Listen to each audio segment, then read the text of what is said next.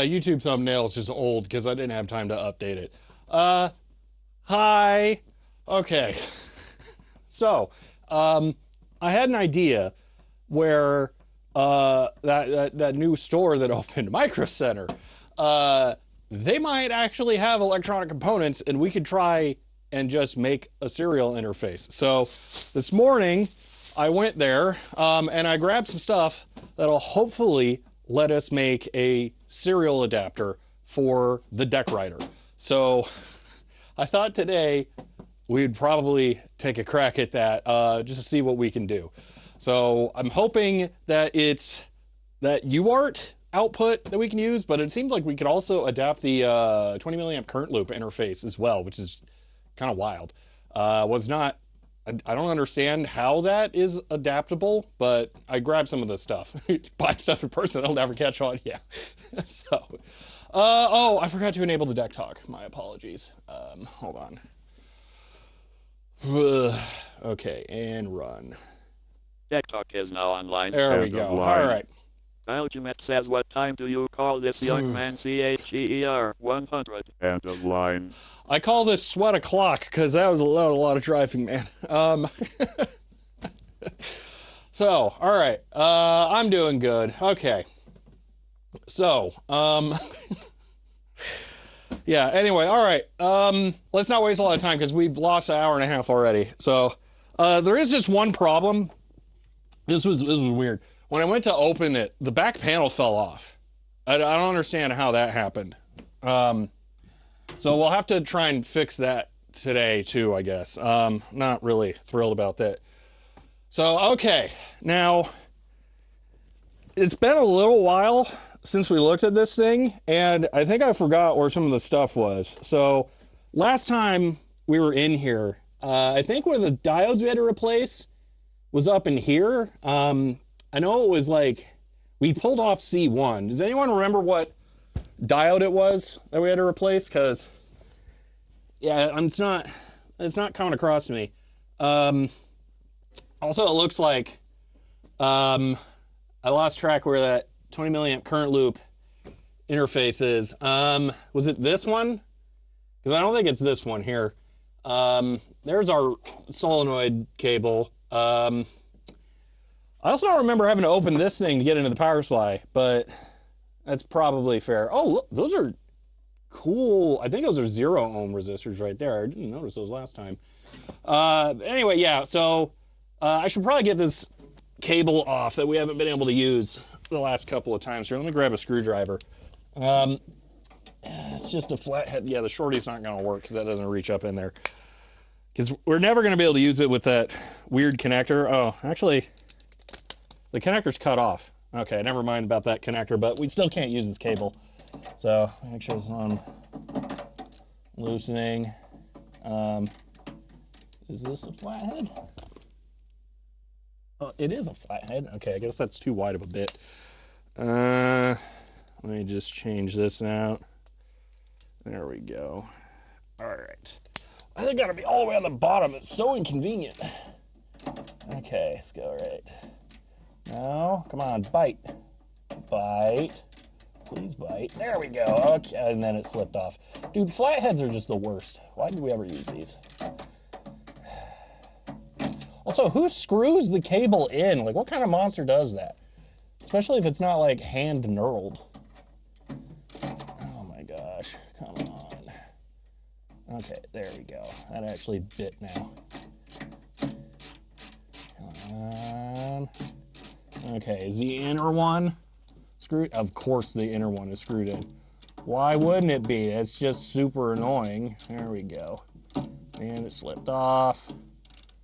And it slipped off. And it slipped off. And there we go. Okay. There we are. I remember the 20 milliamp current loop interface looking a little different, but that's probably fine. Okay. Okay. So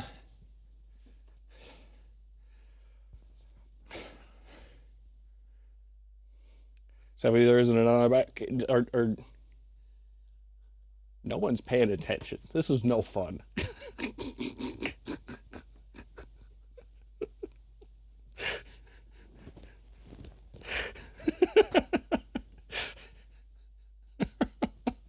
It's got to be killing you too, DECWriter.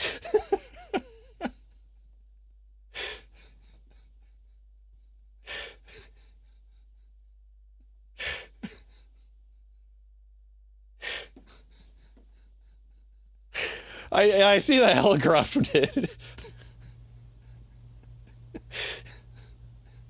It's more fun to ignore it. You can't double prank. That's not how it works. If you double prank, then no one has a good time.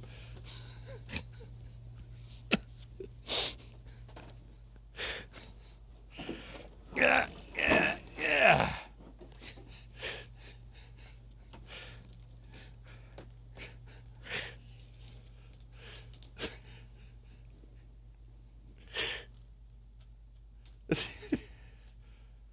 Look, it evolved.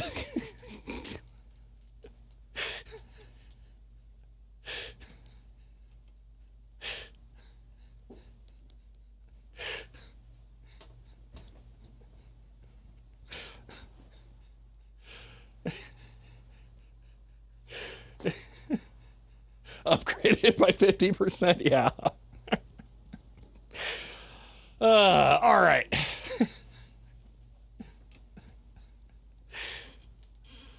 So, this is a DECWriter 3, and this is a DECWriter 2.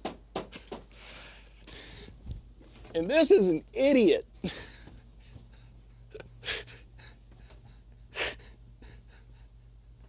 All right, so here's what happened. Apparently, like a month or two ago, I had someone reach out about sending me a DECWriter 3, or giving it to me. And I didn't see that message. I didn't see it until after I bought and fully refurbished the 2. Then I saw the message and I'm like, oh, you know what's better about the 3? Says CHER 100. Do we have a shortage of idiots around here? I doubt it. End of line. Chloe, thank you for the 100 bits. You know what's better about the 3 than the 2? This thing's already serial. Sam Center busy? I didn't go there. I was busy picking this up. It was just a Fry's grocery bag. Oh, man. So yeah, this thing is just naturally RS-232, which kind of solves a lot of problems. So yeah, we're gonna take a look at getting this thing up and going. So you'll notice it has that clear cover that I noted was not on the 2. Does this one work? So that's a secret. Nothing works. So I was advised that the person who previously had this attempted to turn it on, and there was actually a little character display up here, I think, kind of like a TI calculator, bubble LED, and it did some wonky stuff, and it didn't do anything. But guess what? If we pop it open, and we take a peek inside, first off, it's basically identical, except instead of being galvanized steel, everything is delicious cadmium zinc. We have the print head here, and other than trying to kill me, guess what it's got going on? It no move. And now that I know I can do this, I can actually pull on the belt, and I can see the motor side moves, and I can see that the other side for the thing for David the Phantom subscribed at tier 1. ribbon Dave moves. subscribed for 44 months, currently on a 44-month streak, and says cadmium zinc, the snack of kings. End of line. David, thank you for the tier 1 sub, and for 44 months. I appreciate that. Yeah, I got a second DECWriter, but this one's a 3, not a 2, because I'm smart. But yeah, this one's actually, I would dare say, even in better condition than the other one. So, rip on it again? Yeah, we're going to do that, but we're going to get it more open first. One of the things I would like to see is I want to see the solenoids on the back of the head, because so far I haven't seen them. I would just like to confirm it's also a 7-pin. But yeah, everything else is very, very familiar. This one's got the numpad, though. The other one doesn't. So that's cool, but it doesn't have whatever the buttons were over here. I'm hoping that's just because it's like, maybe some of these might be them there. I don't know. Anyway, this thing is 9600 baud RS-232, which is like insane. So that's perfect. That's the real reason this thing's awesome. The other one only goes up to 300 baud. So this is awesome. So, yeah. So you guys ready to start over the last like 2 weeks of streaming all over again?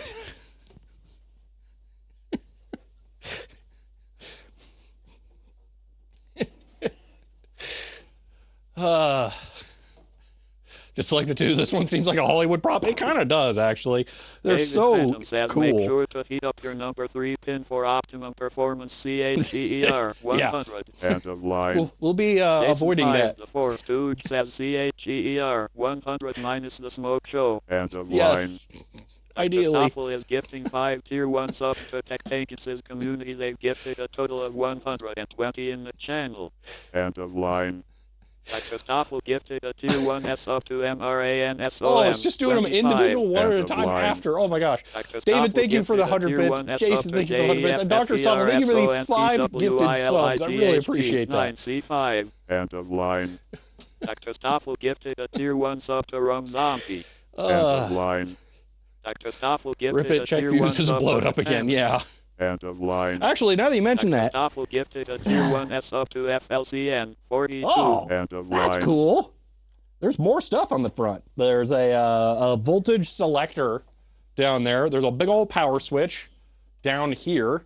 There is still the fuse holder as well.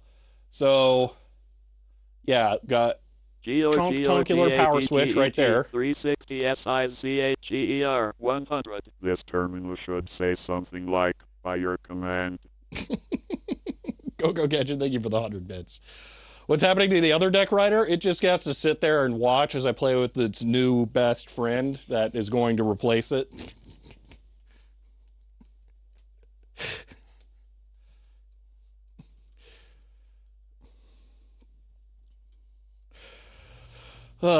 So, yeah, I think that's basically it. Let me get the top cover off. So there's a screw there, one screw there. Yeah, this one actually has like all the screws it's supposed to. Crazy. For a Who would do such a thing? CHER 100 DECWriter 2 typical. Don't for a younger model. End of line. Chloe, thank you for the 100 bits. All right. Just assumed you'd have one for the Nova and one for the other computer. Well, that one can't actually connect to either of the data generals because it's not RS-232. So, all right. Let's take the cover off. Can't. This is hilarious. There's one right there and there's one right here. CHER 101. This is getting out of hand. Now there are two of them. End of line. Yes, there we go. Now we're talking. Swarm, thank you for the 101 bits. No current loop on either Nova? No, as far as I'm aware, there's not. All right.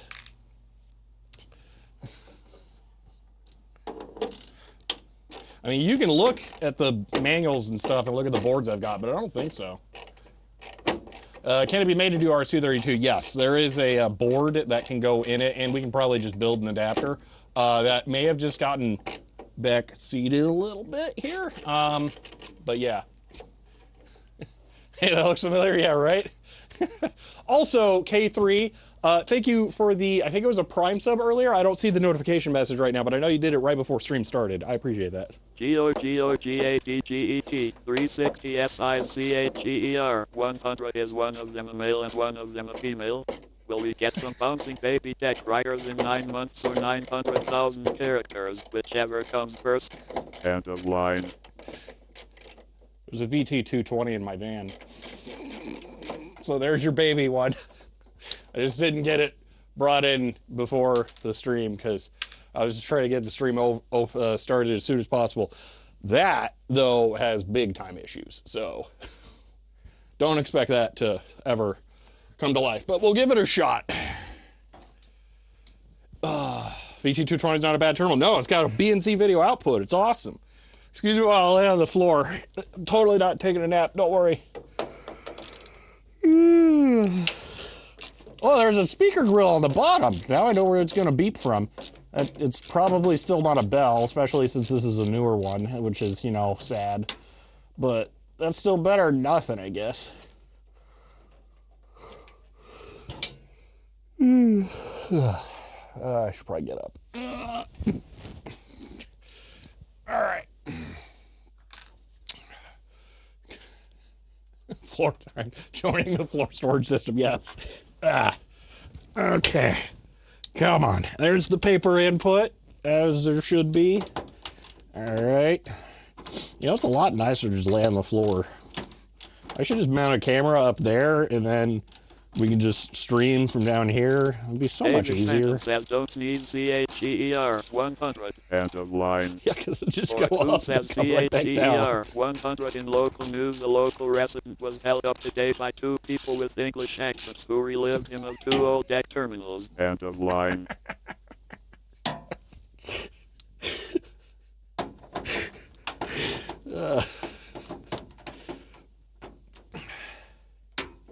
Very satisfying power switch. Oh, the cables is like loose or like discrete. That's cool. Hey, look, it's actually, it says 120 on the power port. So we're not going to get like wonky solenoid voltages, hopefully, maybe.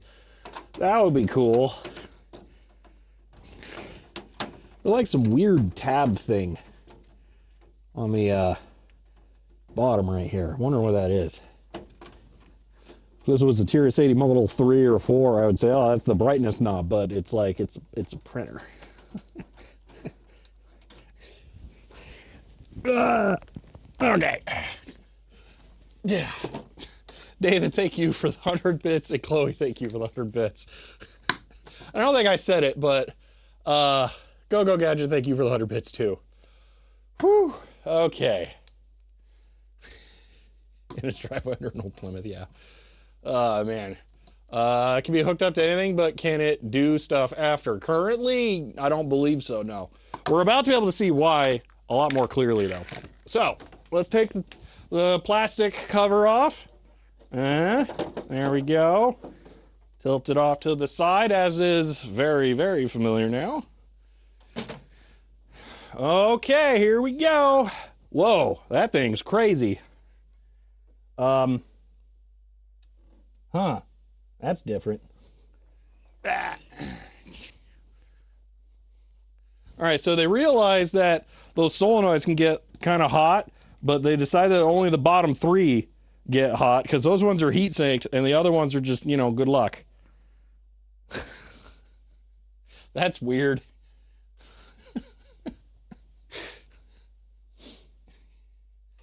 I don't understand that, but whatever. But there we go, more solenoids. Yay, solenoid. Woo! It's not missing the top half of the heatsink. It doesn't look like there was ever thermal paste greased or whatever on top of there. Also, look at the color of that cover versus the one from the other one. This one was in a much better environment. Okay. Man, that gives me a much bigger thing to rip on, so that's nice. The cable's not secured down like the other one was, so that's kind of cool. All right. I'm gonna go get some water and then we'll mess around with this. Oh, hey, Usagi. That should be usable. USB. Yeah. Okay. So Usagi, when did you pop in? Because I just noticed you hanging in here.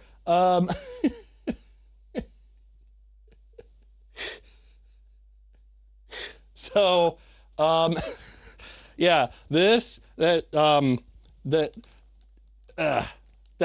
DECWriter 2. This is a DECWriter 3. A few minutes ago, no clue how you have 2 of the things now. So you probably understand this. You know how Discord has like a separate area for new messages, and if you don't actively go into there and look, you'll never know that you received one? Guess what I got a message about like 2 to 3 months ago and had no idea.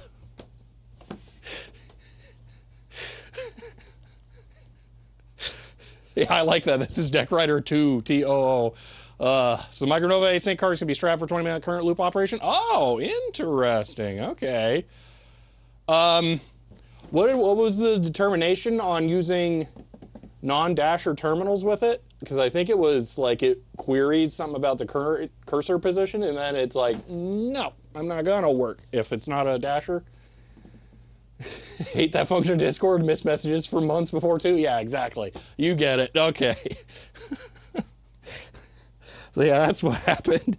So I picked this up this morning. That's why stream started late. But yeah, this has so far the exact same problem, that the head is jammed. But now I can actually show this. All right, now that I know how to look at the symptoms. All right, so we have the ribbon advance spool right here. And if I pull the belt, we can see, oh, is this spinning? Oh, wait a minute. I thought it was. Yeah, this spins. That spins over there, so no problem there. And over here on a motor, this one also spins, which means we're back to the stiction on the head and with the rails. So I'm gonna remove the belt from the pulleys, and then I'm just gonna rip on the head again, I guess. Let's see what happens. So I'm gonna go get some water. In theory, it should cope with non-dashers looking at the source, but yeah, I wasn't happy about it for some reason. Yeah. Hammer time? Yeah. All right.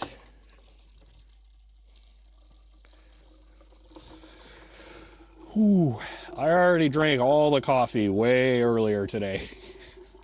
Because I also recorded, edited, and uploaded a video this morning.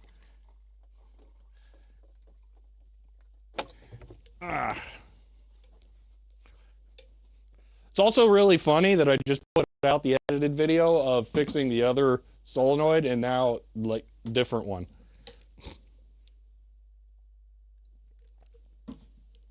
Gin, yes, I think it is, actually. I should take it off carefully while it's still intact, if I can. I don't see an easy way to, which is fine because I'm going to whack on that or this frame, I think. And by whack, how do you mean I'm just going to try and pull on it? Any idea if some hammer takes an expert to know where to apply it? Yeah. Use thermal camo. We're not putting power to this today. I almost guarantee that.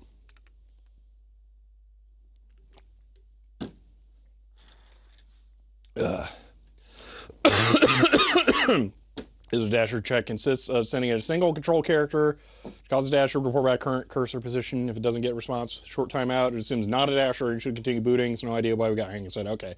Could that be different revisions of the RDOS maybe that check for different things? We don't have a source listing for the one that we looked at or tried.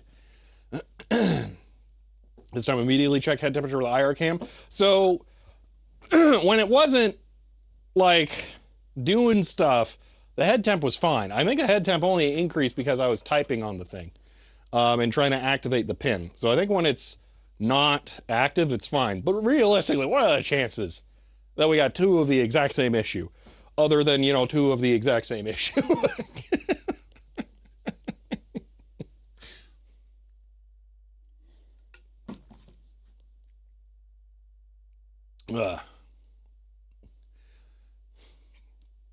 All right, could be the code I was looking at seemed fairly untouched by history. All right.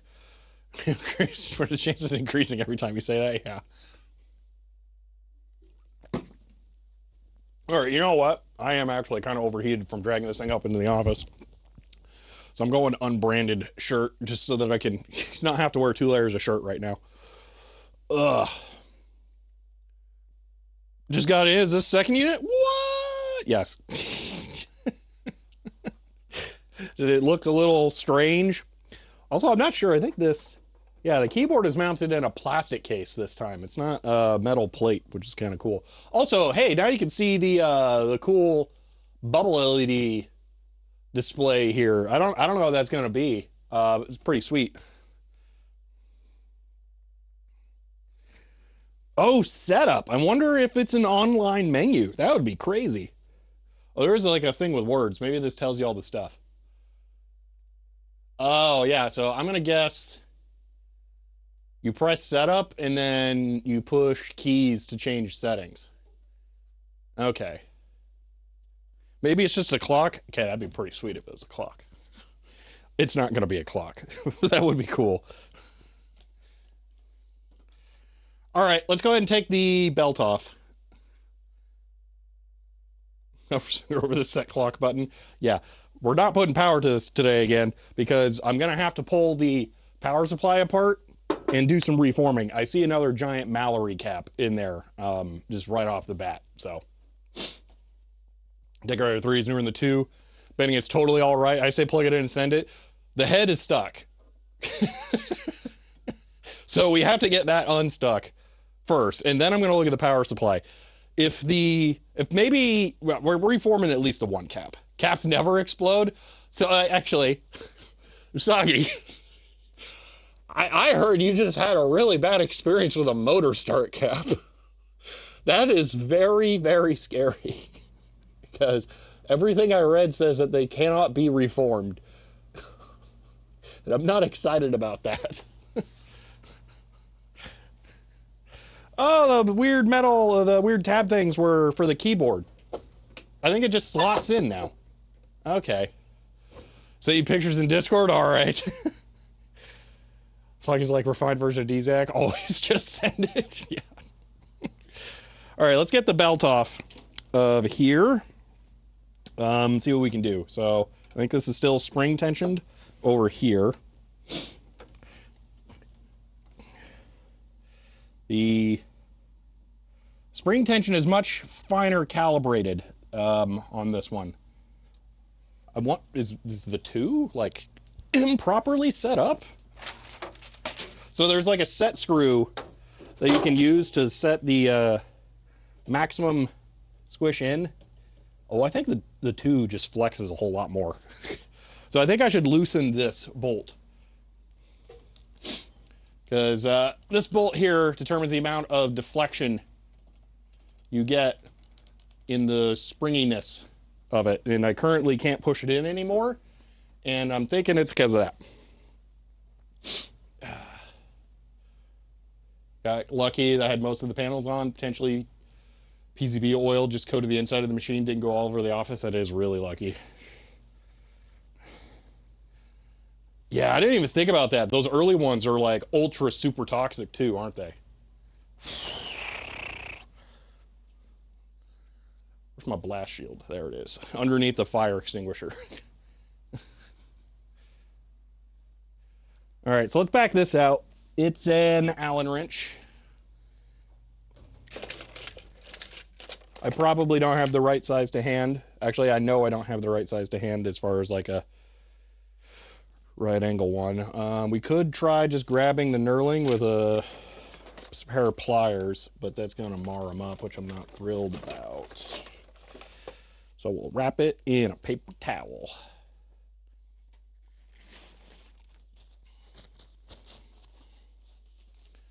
Sound like a grenade went off. Scared the bejesus. I mean, I bet it did. Yeah, it's pretty horrifying. Okay, so tight. So loose will be towards the front.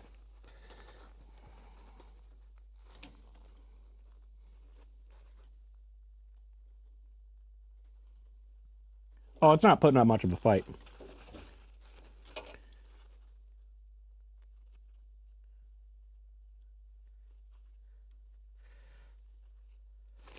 Man, is this not finger loose? It's like just barely not finger loose.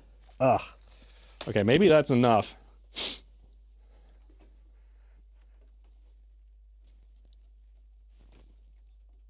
Oh, I need a little more slack.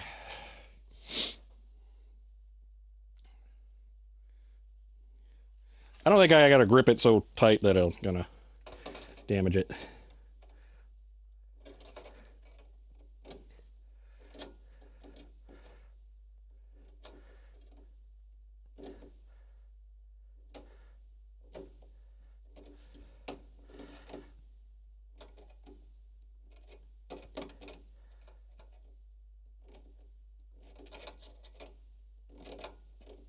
Okay.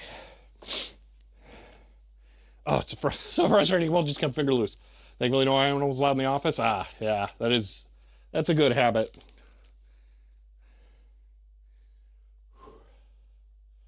Do we not have correct tools? We don't have right angle Allen wrenches in the office, no. Because I don't normally work on things that require that.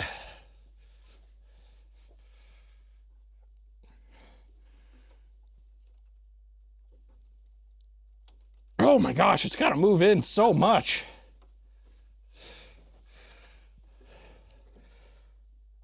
Why are you so mean?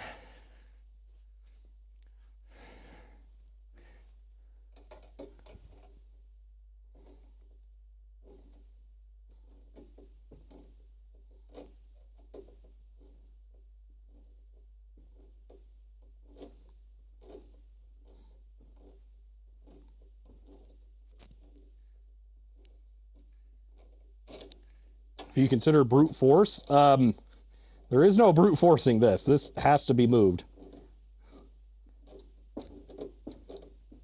The brute force would be tearing the belt off, which I'm not particularly keen on doing. Loosen out the lock nut first. Let's see.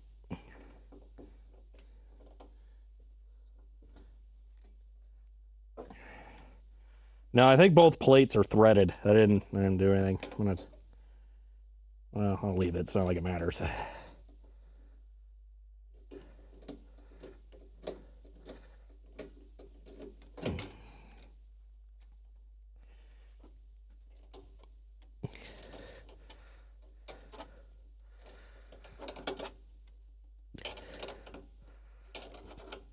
Okay, just leave that there.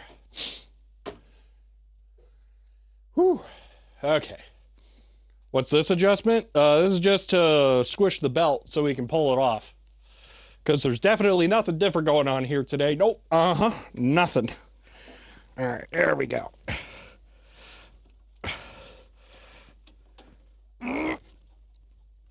Okay, that's definitely past the point where that's holding it up. Now it's just hard. Oh, are you kidding me?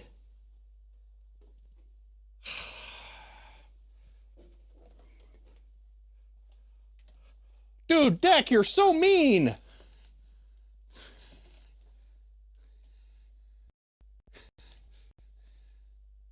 There's a second one down there. Even if I had the right tools, I can't get to that.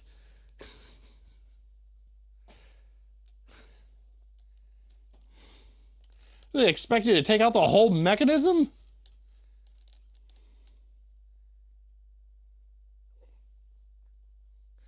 Okay, no wonder it felt like I wasn't making any progress, because I wasn't making any progress.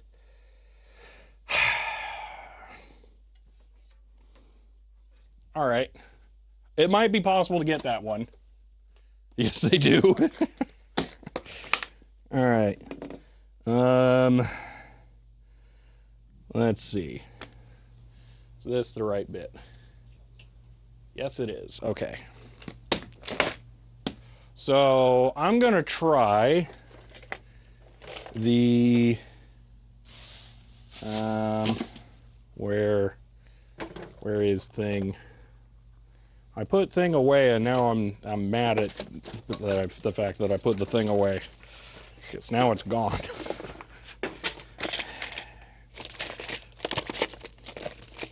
Oh, what kind of idiot puts tools away? That's how you lose them. They belong on the floor where they're like easy to see.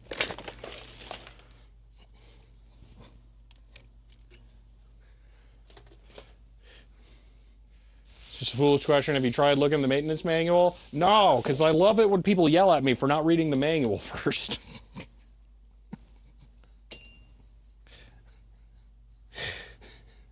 Here it is.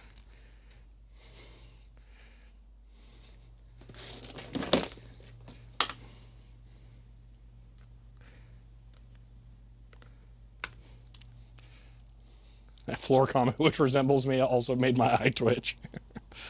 There we go. Okay, so I'm going to use this extended length screwdriver. I think I can get underneath of the print head and then loosen it that way. Yep, that'll work.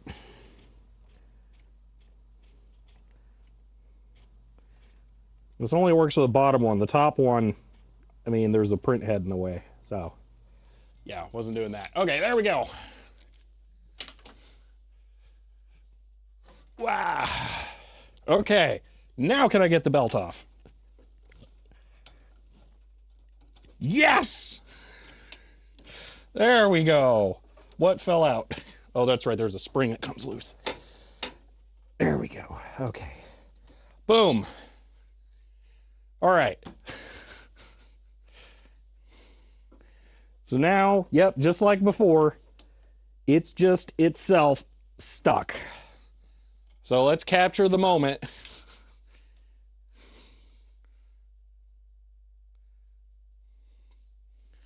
I'm not recording this because, like, it's exactly the same thing as I did last time. I'll just mirror the video and say, look, it's a 3.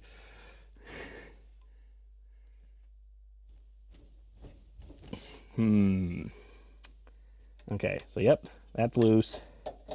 That's not touching anything. There shouldn't be any kind of locks.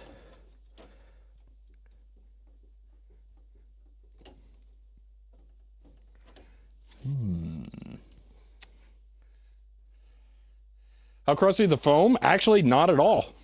It's in really good shape.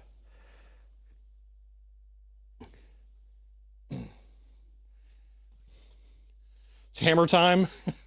Or is a pin stuck? We can check if a pin's stuck. That's a good call. I bet it's not. But it would be nice to know before it does let go and then I drag it across the whole thing. Nah, that's fine. Nothing's loose.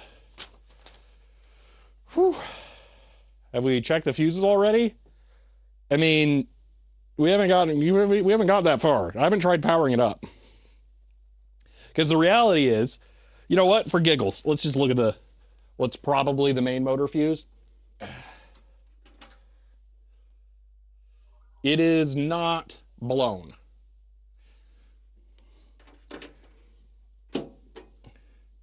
Assuming that is the motor fuse.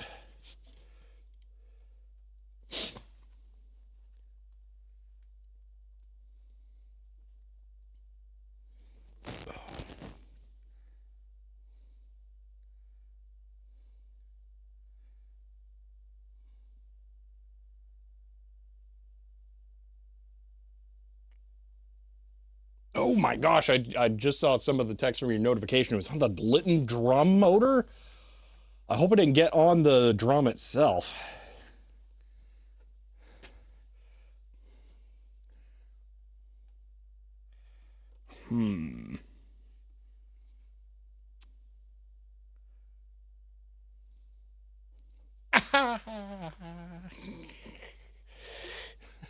I put my knee directly on the tip of the cable. Ouch. Forgot to bring the box of real paper, and I may have replaced the fuse. Oh, okay. I'm caught up now. If you replaced the fuse, then I will need to double check that it's correct. We can look at the manual for that.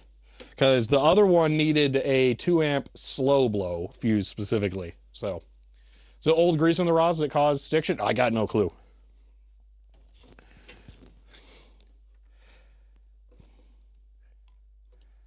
I definitely want to make sure I don't break this. Okay. So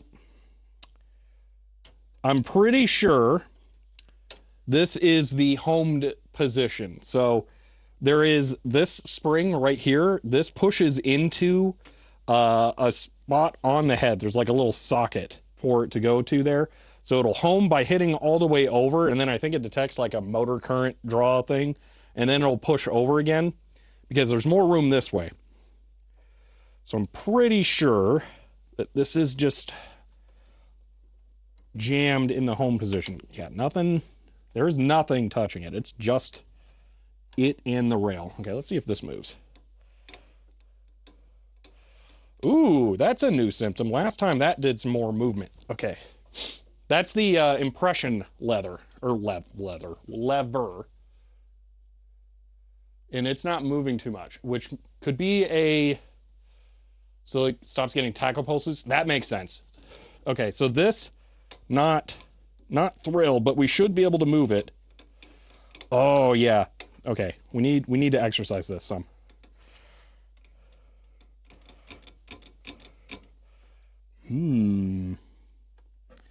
So the other side is not rotating.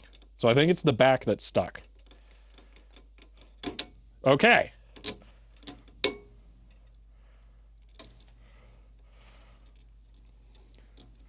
I think it's partially unstuck. Definitely not completely. Ah! It didn't do that before. Okay. Making progress. It's not thrilled still, but that's a good sign. Okay. Ooh. Hello. It's not thrilled though. It's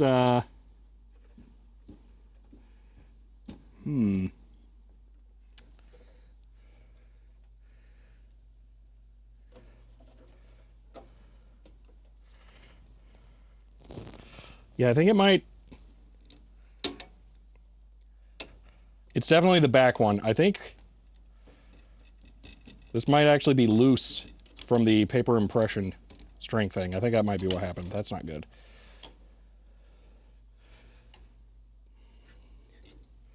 All right. Here's what I think we need to do. Yeah. Okay. So there's a metal piece down in there. Let me get a different camera angle. That's what we need to push on.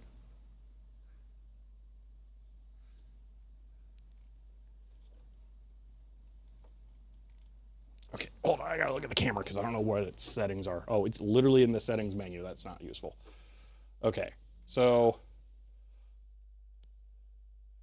this darker metal inside is not moving, okay? It's not moving on the other side, I guess.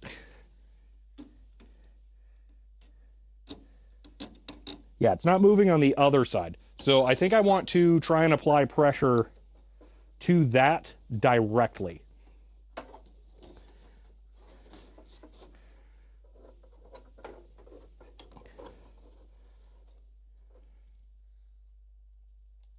Let's come around to the other side.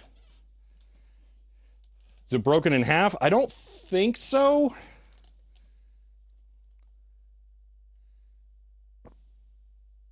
Because you'll see it moves it. But then it's this metal piece down there. I don't know. Maybe it's just two parts. I don't know. But I think I need to push on this. I think that is the exact part that's stuck.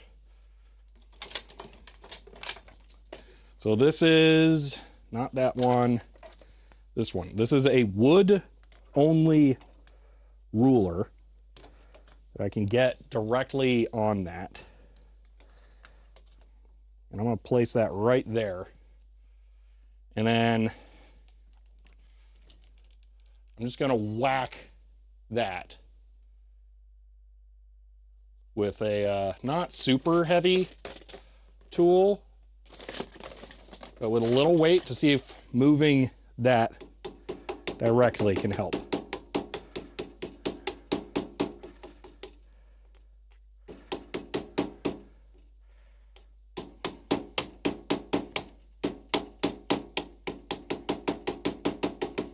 Really? Huh.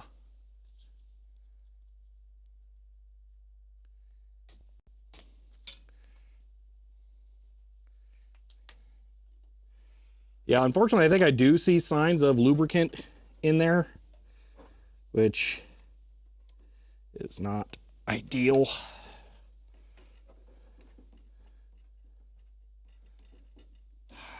Man.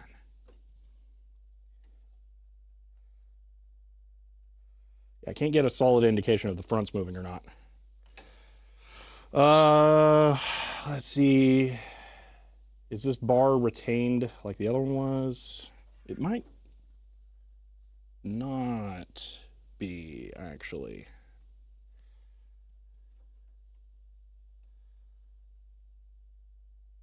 You know what? I think we might actually be able to remove this bar.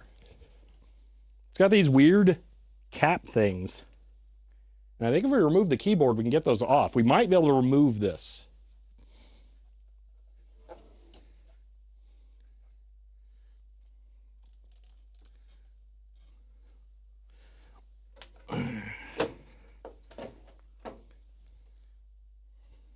Let's see what the keyboard connectors look like. That is lubricant. It was done before you owned it. Oh, I'm sure. Yeah.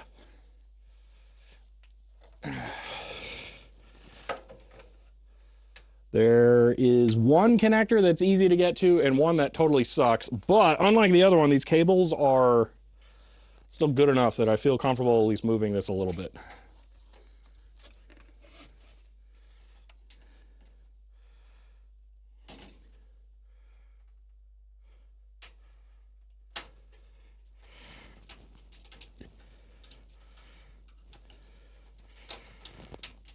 There we go.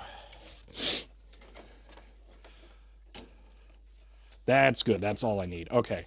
I'm going to get a Phillips on that and see if I can remove this. Do you have a heat gun to heat the old grease to loosen it? Which bar are we looking at? The one in the front.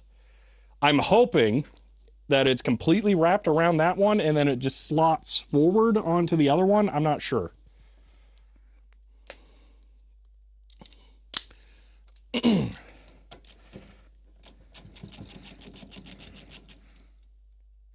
won't put that on there just in case that destroys all the foam.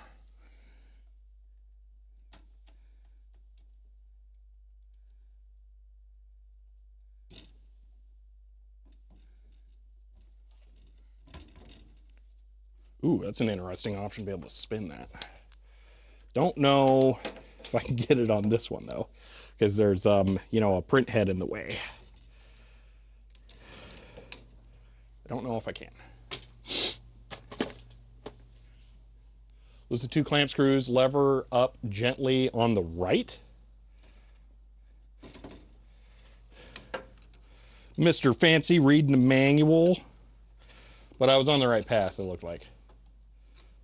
But I do have a heat gun, but there's also a lot of plastic in here, so I'm not thrilled about that potential. I cannot get to that screw at all.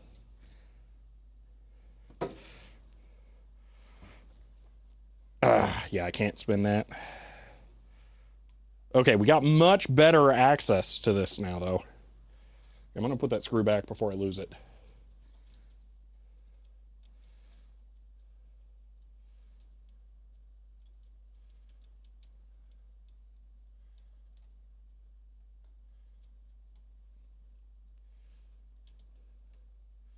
If I could remove this foam, I would keep it safe.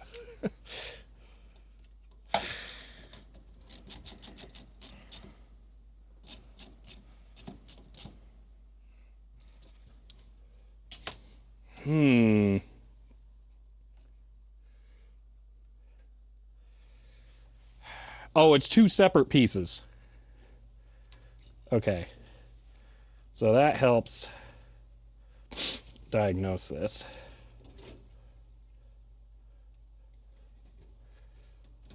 So the right one is definitely spinning. Yeah, it's fully that left half of this that's sticking. As much as I don't like it, I really think whacking it with the ruler is the right play. I think whacking that side of it with the ruler is the right play. Drip some IPA in the bar, let it soak. I am not a fan of putting IPA on something like this.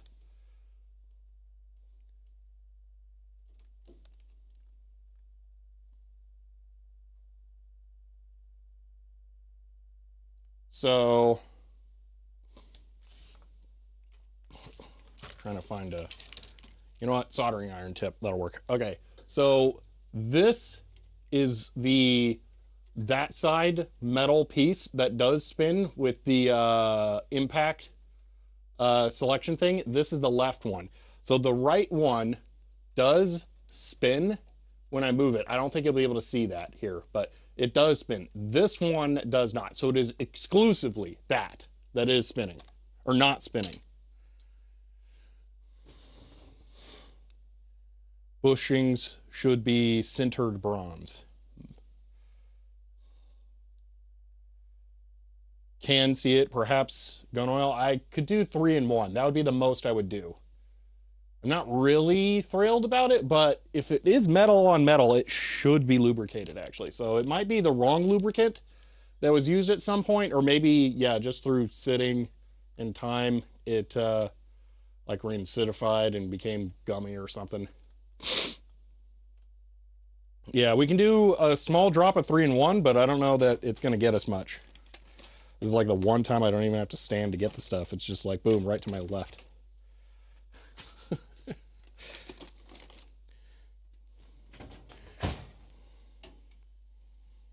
I really don't see how I'm going to get it to feed in, but we'll put some on.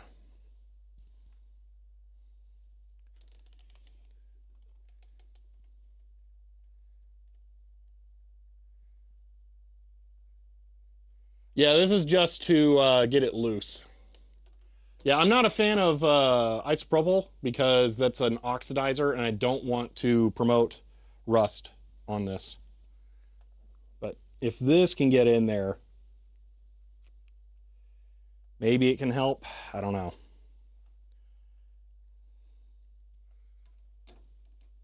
Yeah, that ain't doing squat.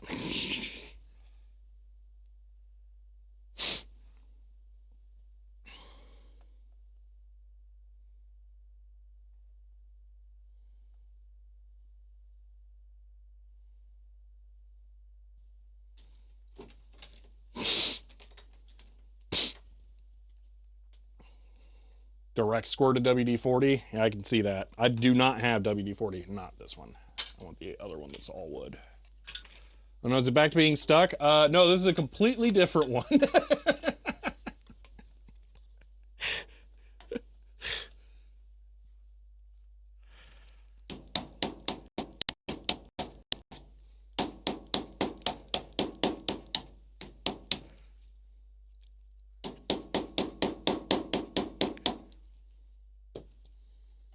Man.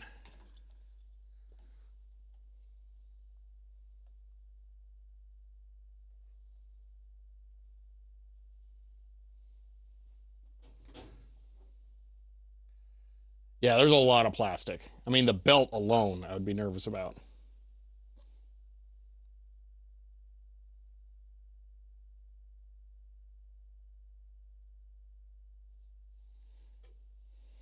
Neither end on a wood ruler goes all the way to the edge.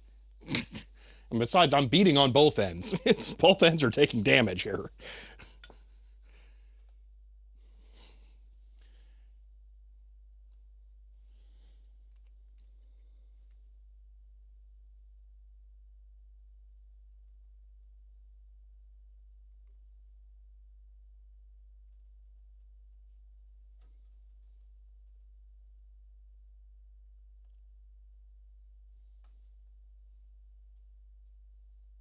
Back and forth? What do you mean? This?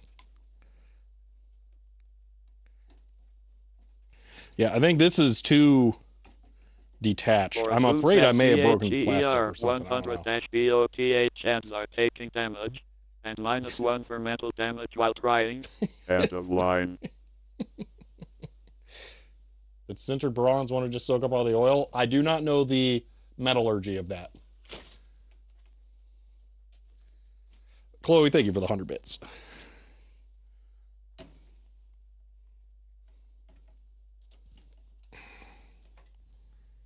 Be cool if I didn't have to hold this anymore. I need a longer one. Can you get oil on the other side? I just tried. It's not really possible. Is oil just flowing to the bottom of the shaft and dripping off? I mean, there's not a real great way for me to know. I don't see like a puddle. I need yet another longer one. That one's not really longer. That one might be.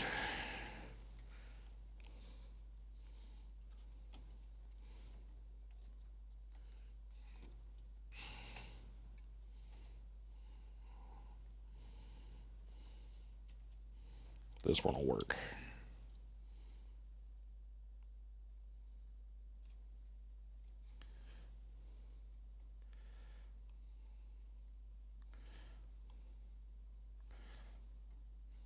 It's kind of funny. This has the exact same issue, though. Sorry, I'm just trying to get a twist tie on here to hold that spring thing out of the way. Be an electric lock? No. It's very definitely that metal bushing. Because the other side moves, this side doesn't.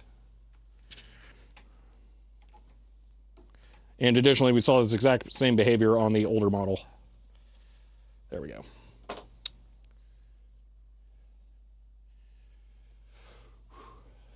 Okay.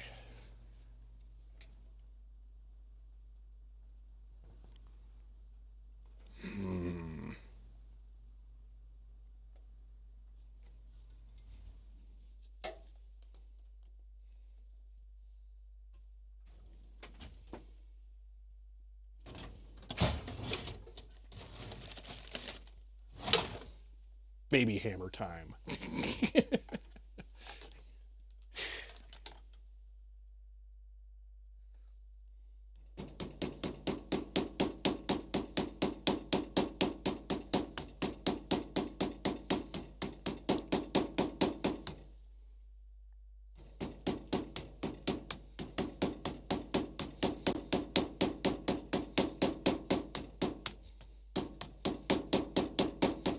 Man.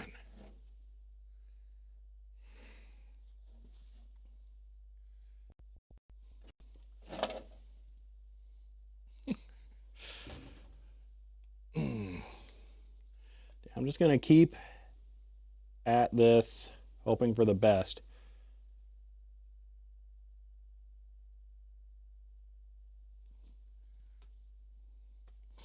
Multiple sizes of hammer. I didn't know Shelby did retro phrenology.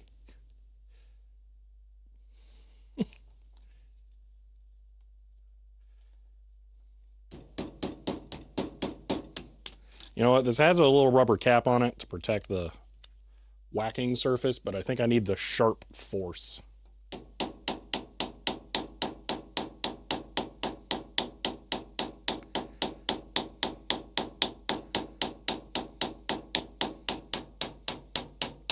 Hello.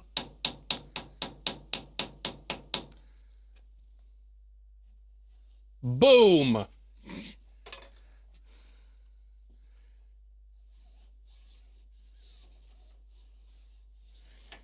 Okay.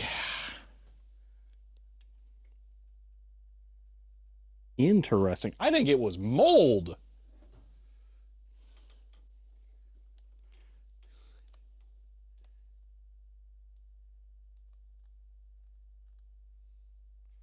Camera's really good at going into the settings menu and making my wheel not work. Jason 5, the Four Stooge, says that was easy. CHER 100. End of line. What'd you do, camera? There we go.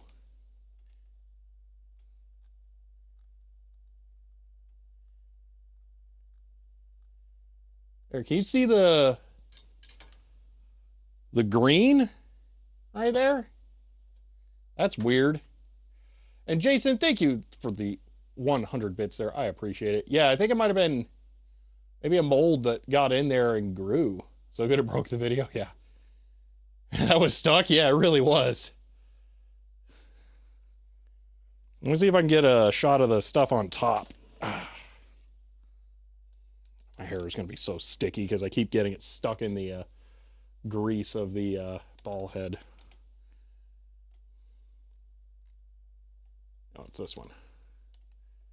Yeah, that in particular, right there. That looks weird. It could be a corrosive byproduct, and that's why it's green. I'm not sure. Use IPA and a paper towel to remove green goo. Yeah, I think I do need to do that. Mold and goo, DECWriter's worst enemy. Yeah. Bronze bushing, copper corrosion. Okay, so it could be that. Dried lithium, maybe. Yeah. But yeah, we'll let's isopropanol, the paper towel we were using for the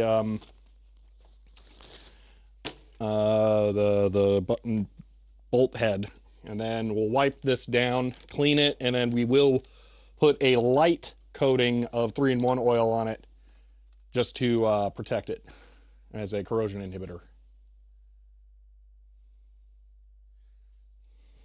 Dude, that was so tight. Oh my gosh. That was insane. I like the little dust rings.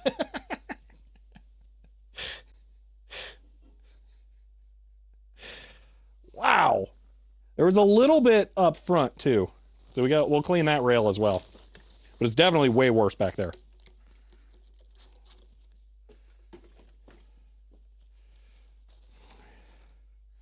And I want to get that away for the ribbon. Not damage that if I can avoid it.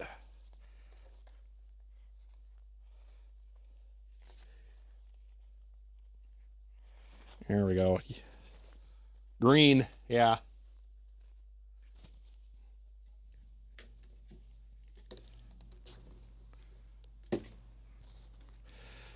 Little tougher back here, but... Or says CHER 100. We dated the last use of this DECWriter by the dust rings it left on the guide rails. Eat your heart out, dendrators. End of line. Chloe, thank you for the 100 bits. This has a problem I've never seen before. Out of curiosity, sorry, I actually didn't catch your name when we met. Did you try to type anything when you had this? After it powered up, or did it try to type? Because it might have been stuck a long time ago. Because it tore a hole in the ribbon where it was stuck.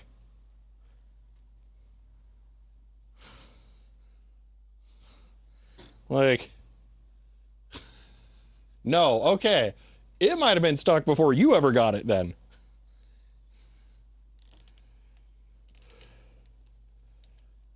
Yeah, we're going to get all the light machine oil wiped now. Yeah, that ribbon's dead now, unfortunately. Which, I mean, probably no big loss. Oh, I could just flip it too. Yeah, let me grab a different paper towel. I don't cross-contaminate. Although before I do that, let me clean last bits of this side. I didn't even clean the rails on the other one. They weren't as bad as this.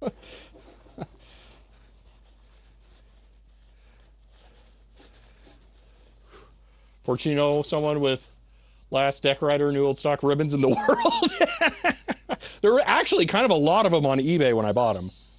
So there's probably more out there. All right, so I'm just putting a light coating of oil on here, and then I'm gonna just rub that on.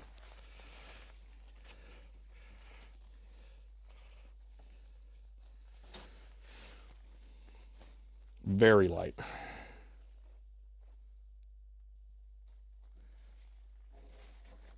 Probably shouldn't on this front one, but it does need the corrosion inhibitor, so.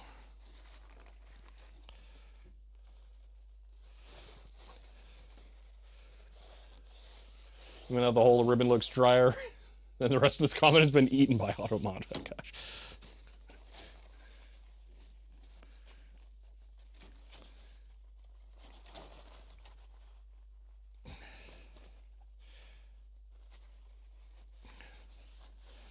There we go. Okay. Well, that's excellent. All right, now let's undo all the wonky stuff I had to do with the ribbon, or yeah, belt. That's it. It's like a ribbon, but not, and with teeth. Was the keyboard easier to remove? Way easier. The cables are actually cable-y still. They're not just like firm, solid core coat hangers. Oh yeah, I gotta put that spring back in. Ugh. This is gonna be not fun.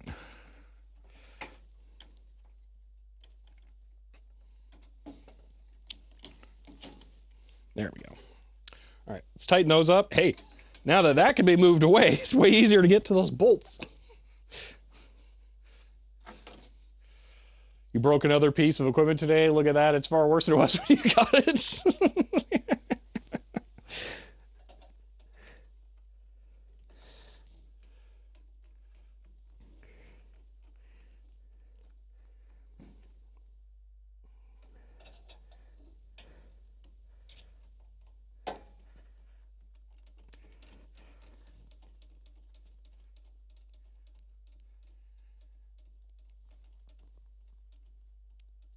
There we go. Okay. That was some nice progress. So the hole in the ribbon will go away as I do that, because the belt action will gear and pull. Yeah, so that's working. Okay, let's restore the keyboard. All right, now let's crack open the power supply, see what fun we're in for there. Actually, this got pulled out like less than a year ago, and you already powered it. Maybe there isn't a reason to try and reform it. This thing has apparently been powered within the last year, so maybe we just shoot for the moon. Let me grab thermal camera.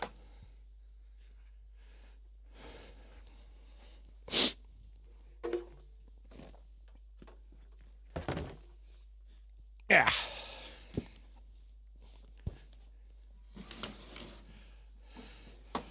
You have extra parts? I don't have extra caps, and those caps are like $40 to $80 each. So maybe I should just look in the power supply first. You know what? Let's just do that. Let's just look in the power supply before we, you know, roast it, just in case.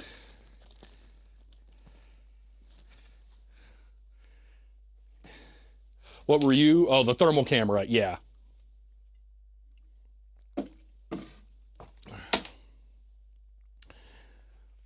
Yeah, let's take the back cover off the power supply and at least look at that once. Got a couple here you can have they go pop. I mean, it's all down to the exact values. So I don't know if you were here for the start of it, but the guts inside of this one are completely different from the other one. So yeah, nothing in here is interchangeable with the other. I think that print head is probably the same. They're both 7-pin, although this one's heat sinked, which is weird, but yeah. What's the size of the caps? I don't know. We're about to find out because I haven't seen inside of this one yet. Let me just finish this water. Oh, water good. All right. Is this one also current loop? No, this one is RS-232 and up to 9,600 baud. For those playing along at home, this is an LA-120DA. Got pulled away, but it looks like the print head moved. Yes. Same problems last time, just worse. But got it to move. Yeah, it was straight up mechanical, whatever joke name here for whacking it with a hammer. Okay, now you see the reason for 2X DECWriter? Yeah. That would be why. All right, you know what, I could be lazy. There's a thing right there that I want to have to deal with, but I can deal with it when I get it out. That screw kind of sucks to remove. Oh, because you can do up here, loosen these, slot the whole thing up, cut your finger on the metal label. Ow. Thanks, Deck. Thanks for putting that right where a screwdriver's got to go. Then, okay. Wait, that just loosens, and then... Oracle says CHEER 100 mechanical interlock, released with the percussive release agent. End of line. That's a lot of big caps. Oh, there's the current loop.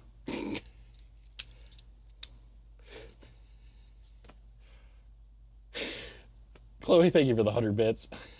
Kinetic maintenance, yeah. DECWriter 4, you need bigger hammer. DECWriter 4 required me to buy a jackhammer. The problem with the DECWriter 4 is I do want one because I think that you could get them in BT100 compatible. Okay. I got good news. These are 250 volts. I can't even come close to reforming those. So there's no reason to try. These are 32 volts, which are probably not as bad to replace. What rating? Oh, 14,000 microfarad. You know what? I'm thinking send it. Oh, there's the finger chopper. Oh, that's really gummed up.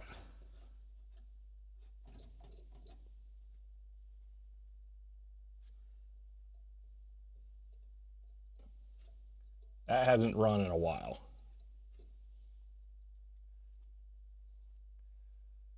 What, has Usagi rot? Well, the reality is I can't do anything with these. And if it was powered recently, whatever's happened has happened.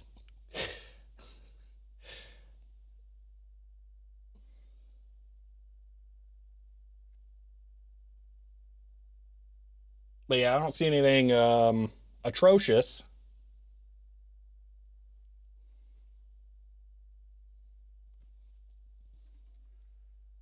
I didn't know there was a fan. I wonder if it didn't move at all then, because it does not rotate freely. Oil the fan. So that's all complicated. Because I'm not sure where to do it. There's this, I think the stator, rotor, probably rotor because it's got rotate in the name, is way deep in there. And I think the bearing is probably on that. So I can't get to it. Windex it, yeah.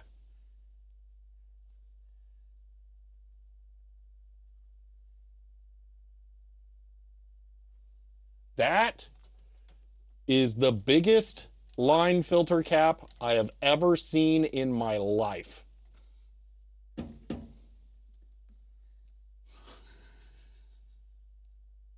That is crazy. That's connected directly to the power switch. That's nuts.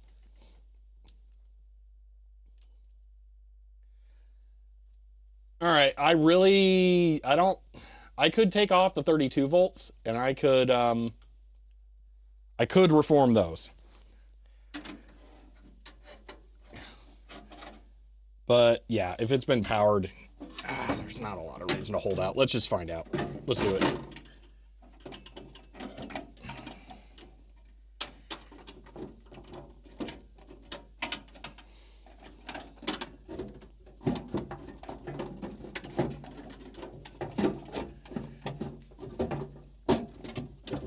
Oh gosh. This part sucks.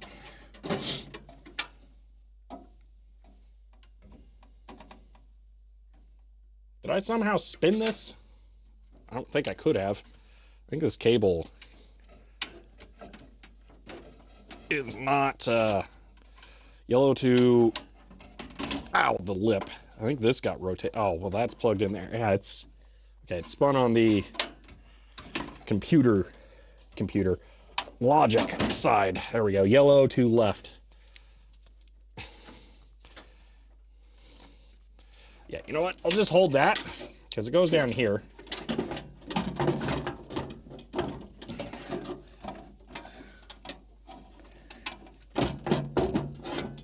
What are you hitting?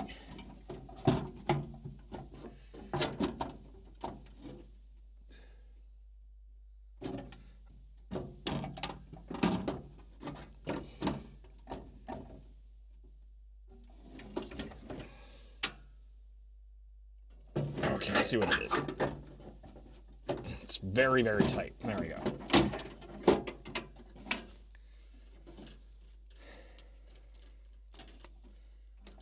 Yeah, that just doesn't have any slack.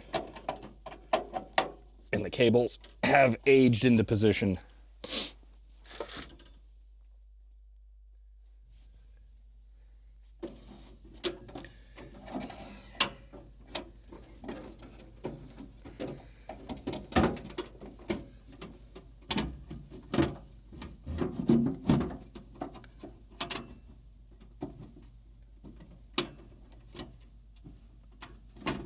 There's a slot that went into.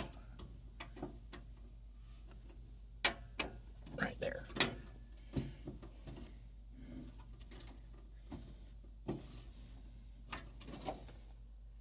I kind of wish I was wearing gloves. This is very sharp metal. Watch this one work perfectly now. Yeah. Knife jinxed it. I'm gonna pull this out one more time. Hold on.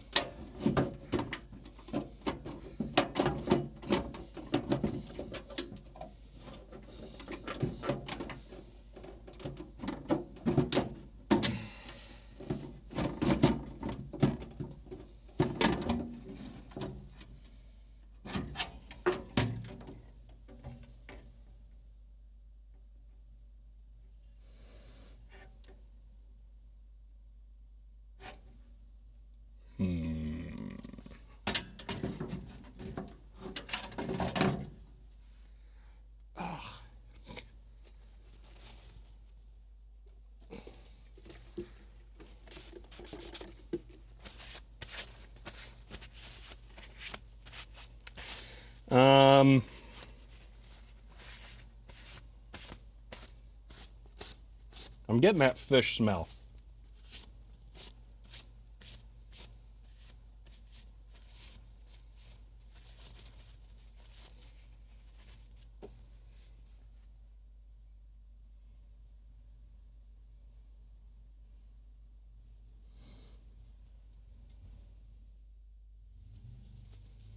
I'm gonna grab a flashlight and see if I can find any leaks. So for those who don't know, capacitors, the electrolytic fluid in them, when it leaks, for some brands, it kind of smells fishy. And I mean literally, it smells like fish. So if there are like leaking vents on them. You can get that. On my Micronova, there was one that the vent just like fell out. So it could just be as simple as that, but I think I might need to investigate deeper, but let me get a light and see if I can see any evidence of leaking first.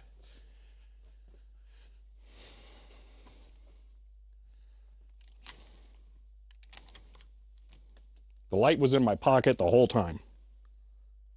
Right next to my shattered thumbnail. Wow. Yeah, that metal was, it's not playing around.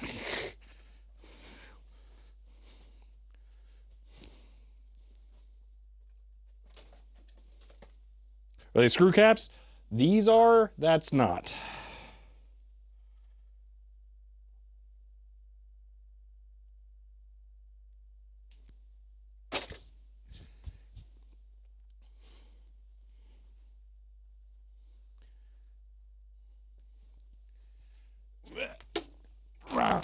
Okay.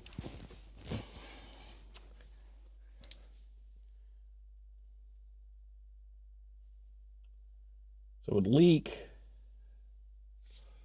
upwards from my angle, if they were.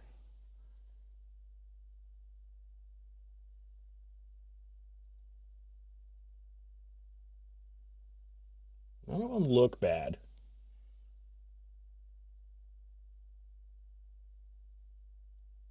I don't like how strong the smell is, though.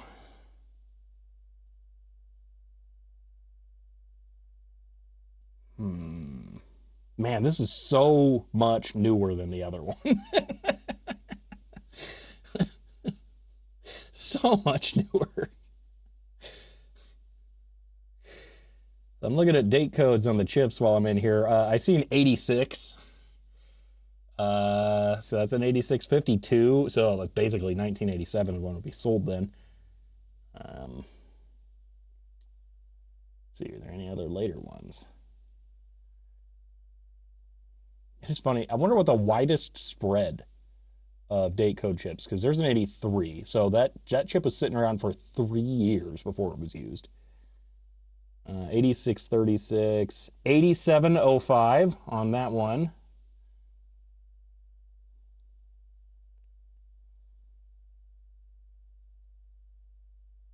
Yeah, a lot of 86s. 8709 on a Motorola DEC custom part. So that one I bet has a shorter or quicker life cycle. Yeah, I'm gonna guess early 87. Hardly old is it's about 2003 right now. Yeah, engineering drawings are dated mid 78, so 6-year design or so.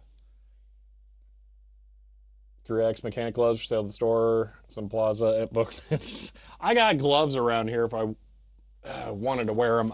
I am considering it. I have a thinner pair. I think would be more appropriate for this. Because I have actual mechanics gloves in front of the plasma, but I think they would be too thick and reduce my dexterity.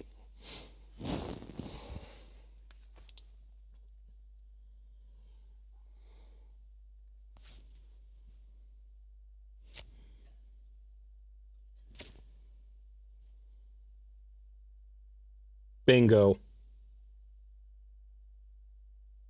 All right, we got a bad cap.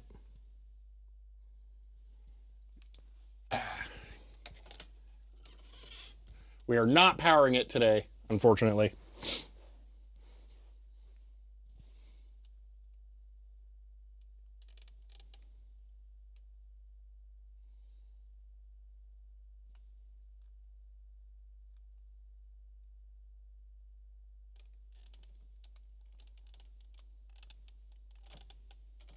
And this one's like super bad. There you go. So that's one of the ones where the fluid has escaped and is leaking up the jacket. That's why I could smell it. The green one's awesome, yes. Yeah, it's that middle one there, the 180 UF. You can see at the base of it, it's not looking so great. That's the same cap, essentially, right there. That's what it should look like. That's what that one does look like. So I need a new, that one's axial, but I bet I could get away with a radial. 180 UF 40 volt. I like how it's 0 to 40 volt. Hold on. Oh yes, it can go all the way down to 0 volts. Whew! I can have no power applied to it. It will still be safe. Jason Okay. 5, the Four Stooge says CHER, 100 watt garbage. End of line. Ah, now that's expected. I'm not surprised. Finally, a 0 volt cap. Yeah. I might have a 220 40 volt that we could put in there. That would be close enough. If it goes below 2 volts, it blows up. Yeah. Had no power to apply for it for years. It still failed. Yeah, well, this is... I saw this exact same failure mechanism on the HP 7475, or is it 7475? The big plotter with the multiple pens. Where it leaked and then oozed up the jacket. So that's why I could smell it. So we should probably replace both of those. Those are the only two ones that have that value on the board.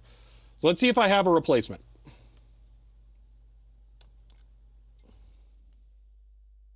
They do sell capacitors. Well, once all the nerds have bought all the 5090s or whatever, I'll finally have a place I can go buy capacitors locally. Oh gosh, standing. Wow. Whew.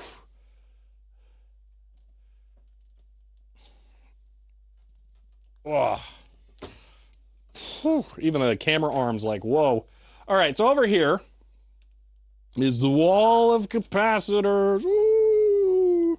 Let's see if we got a 40 volt 220. Okay. Oh, I can sit while I look. Okay. Oh boy. 180 is such a weird value for a cap. Okay. Looking for any 220s. There's a 220, but it's 16 volt. There's a 220, but it's 16 volt. It says Li. Is that low inductance?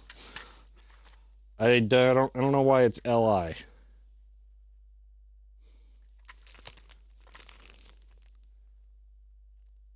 Wait, this is 16 volt. Yeah, 22. Oh. Low impedance. Okay, it's... Why would I say inductance? It was obviously impedance. Okay, 220, 25 volt. Not quite. Yeah, I'm not seeing that. Okay, now these are spares from other projects that haven't been integrated yet. So let me double check. We got a 0.22 UF, 250 volt. We got a 47 nanofarad. That one's not quite it. There's also this random one laying here. 33 UF, 16 volt. 630 volts, 1 UF. Nope, none of those. I think those are all the film ones that are left over from the Dasher.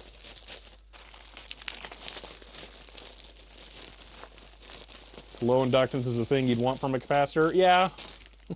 All right, let's look at this. Also this one. That's a lot of those. 6.8 UF, 63 volt. Oh, those are the random bypass caps all over the data general cards. That's why I bought a bunch of them, just in case there was catastrophic system-wide failure. Okay, there's a handful of them in whatever this is. Wait, those are connectors. Those are Dasher connectors. We don't need. I don't need to mess with this. Okay, I can look and see if I can be bad. If maybe the dot caps have any 220s. I mean, I can just look at this really quick because I have parts for this. It's just been sitting here waiting for me to install them. Let's see, any 220s. I can't. You know what? Let me just grab the bag. And by bag, I mean box. Tandems have the best flavor. Yeah, watch it now. We replace the SMD cap because there's a big reel of them in the back office. No, I don't have a big reel of those like ceramics. That would be hilarious. No, so those ones that I used in the SNES mod were just because those are 100 nanofarad. It's like the bog standard generic capacitor for decoupling caps on logic boards. Where is the Mauser and/or DigiKey box that has all the stuff in it? All right, well, that is unfortunately a do not pass go type issue. We can't continue with that. Sort of stream too late, even if Micro Center had them, wouldn't get there in time. Yeah. Wonder what the leaky one is doing in the circuit? Yeah. Does DoorDash do Micro Center? That is a very dangerous thing to say. That is extremely dangerous. I don't want to know the answer to that unless it's no. Oh my gosh, I hear so many horror stories about people getting like bad substitutes in their order from DoorDash. Could you imagine, like, oh, they didn't have the 40 volt 220 UF cap, so I got you, you know, a 63 volt 8000 UF cap. I hope that was okay. Ah, here it is. It's in a bag. All right. Ugh. I'm just gonna open this here really quick because address. Oh, it's so many caps. Oh my gosh. Dot's all complicated or something, like it's a whole computer. Dude, it's so many. All right, these are a waste of money. Those are switches I didn't need. Okay. 22, no. These don't even say what the rating is. 2200, just gotta tease me, either side. 33, 4700, 22, again, 10, 1000, 4.7, 220, but only 16 volts, 22, 2.2, 1, 470, 25 volts, even if I wanted to be bad, 10, and 100. Okay. If it fits in the Spooky Hayabusa, it's even faster delivery times. Yeah. The old purchasing guy at work, he swapped a CMOS switch from a cheaper brand, but it cannot handle the voltage, so there's fireworks all over. Oh gosh, yeah. Tech Tangent single-handedly keeping Mauser in business. No, you say that. Every time I go to order caps now, they say obsolete, not in stock, and all that kind of stuff. So when you say single-handedly keeping Mauser in business, you see how many caps I ordered? I probably needed 2 of these. I needed 1. But I bought like a lot because I'm starting to get concerned that I'm not going to be able to get them anymore. And then I'm just going to be screwed. We didn't have that particular capacitor in stock, so we got you a cantaloupe. Hope that's okay. All right. What else did I need from Mauser? You know, okay. Put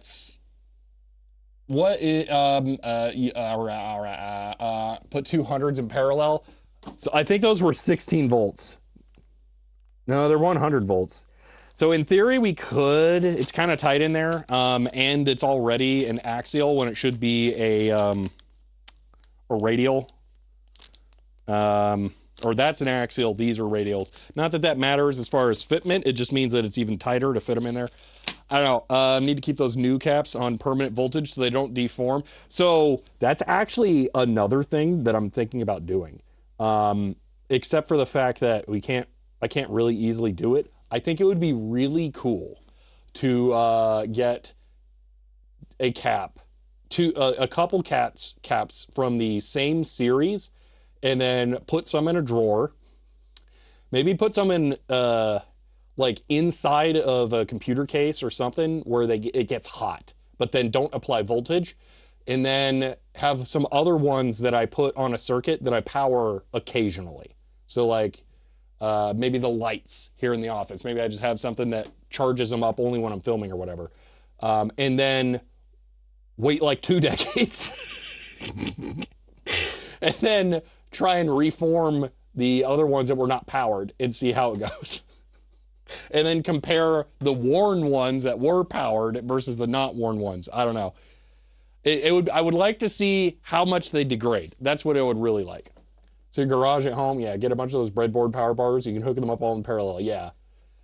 Get them in a toaster oven, yeah. I don't know. I need like yeah, it's not too hot. They're rated for like a 85C at minimum. All right. We could come up with a lame solution. Today, I'm not super thrilled with trying to do that and rush the job. I would kind of prefer to do it correctly. Plus, I do actually need those caps for the dot. I ordered probably 10. I need 2 because technically I'm going to recap both dots. But if I would have to use up 4 of them for this thing. I'm trying to find the cap to the 3-in-1 oil. I put it down somewhere and then it wandered off. There it is. We have an hour left. Yeah. Capacitor Olympics. Okay. Is there anything else we can do? I'm really glad I smelled that. Mate and lock, not Molex. Wait, what now? Ben, bits for 28 million current loop adapter. Yes, that is what I would like. I would like to order that. Maybe just a couple of Max 232s as well. Just in case that makes sense. I don't know. I think in general, I would like just a pile of Max 232s. Some breakout boards with the DE9 connectors and stuff. Yeah. Do you have the schematic for this machine? I don't have it on paper yet. I will probably go on eBay and rectify that later. It does, Ben, yes. But I don't have a cable to go point to point. Also, VT220, I was advised, let out the magic smoke. So... Yep, we got work ahead of us. Wasn't until the 300 removed those. Yeah. Okay. Mostly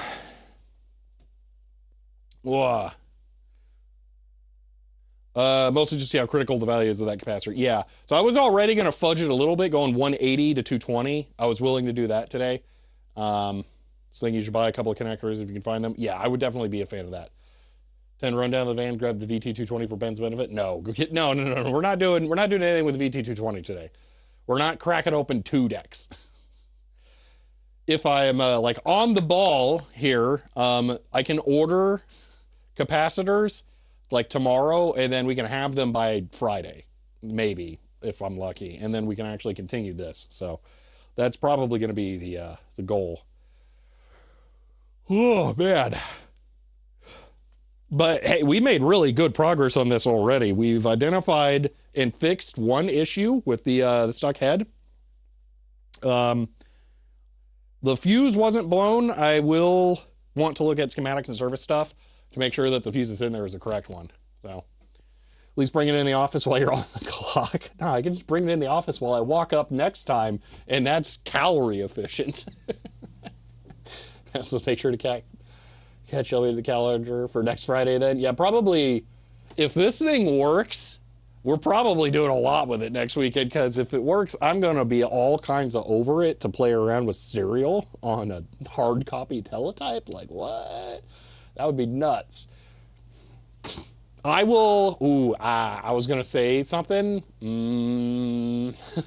There's no way I can ask it without making you guys know and, like, want to do a thing. Had to go to lunch. What do you miss? I can wiggle the print head now, but there's a bad cap. Guess you missed a bunch of stuff, yeah. Is there a Linux port of Zork? Maybe I play Zork. Oh, better yet. Okay, I got an even better one. Is there a Linux port of Hitchhikers?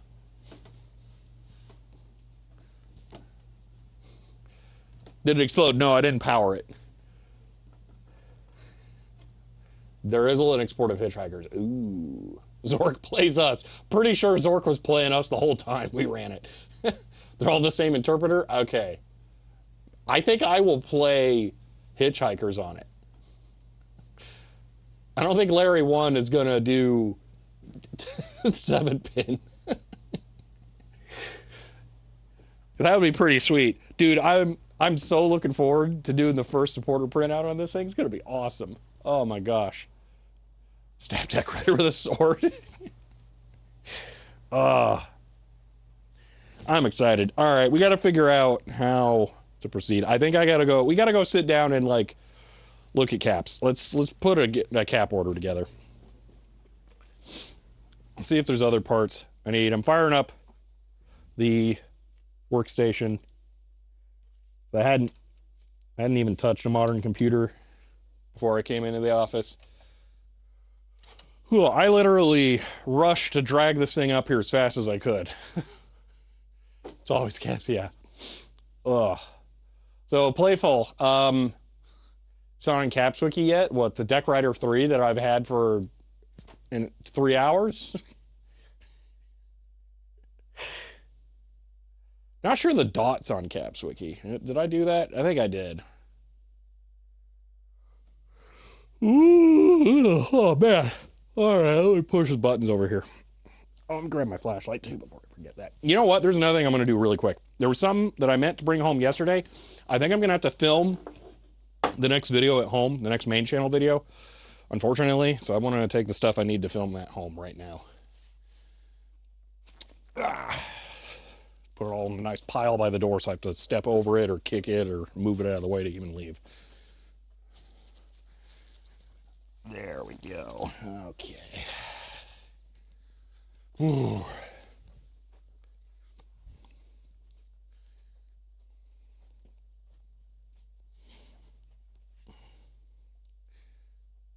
All right. You got a week to reform the other caps. It would only be the 32 volts, and if it really has been powered recently, I don't think it's going to make a difference. All right. Here we go. Let's go look at capacitors. Oh, man. Hey, look at that weird looking thing. Poot. No, we're going to look at that too right now. Ugh. It's been a lot of day today already.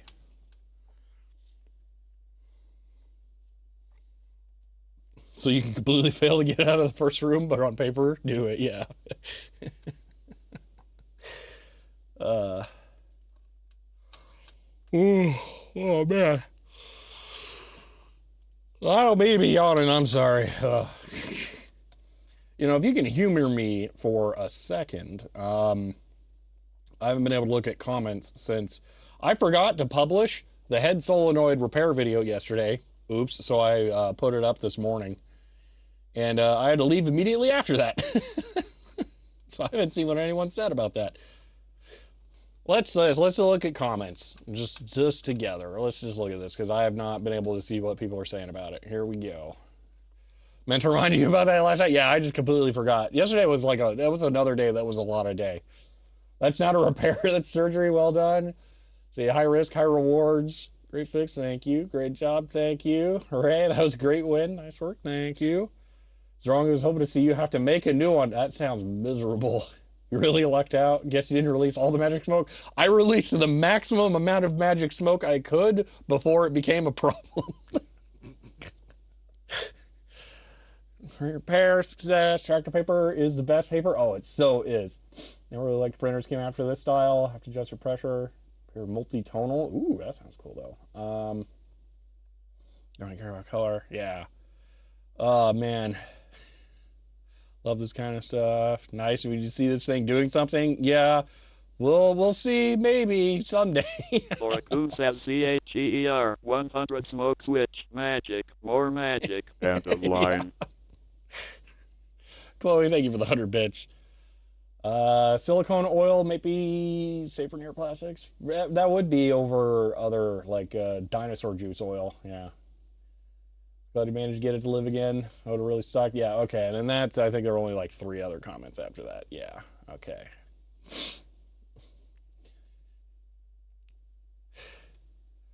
All right. DigiKey, I guess. DigiKey. Let's take a look. All right, why is the ruler the first thing that's associated with it? You nearly clicked the AI reply? Nah, see, I just don't reply. Then I don't have to worry about that. I genuinely do not understand how people can reply to all the comments all the time. Like, there are some people who try hard way too much. I don't get it. I mean, I'm not like a people person generally, so it's way harder for me. So I'll appreciate that. But like, even considering it, where is passives? That's what I want. They have social media team. Maybe. I don't know. Okay, aluminum, electrolytic, capacitors. All right, let's see if we can just get lucky. Let's sort by through hole. So that cuts it from 112 to 79. That's not too bad.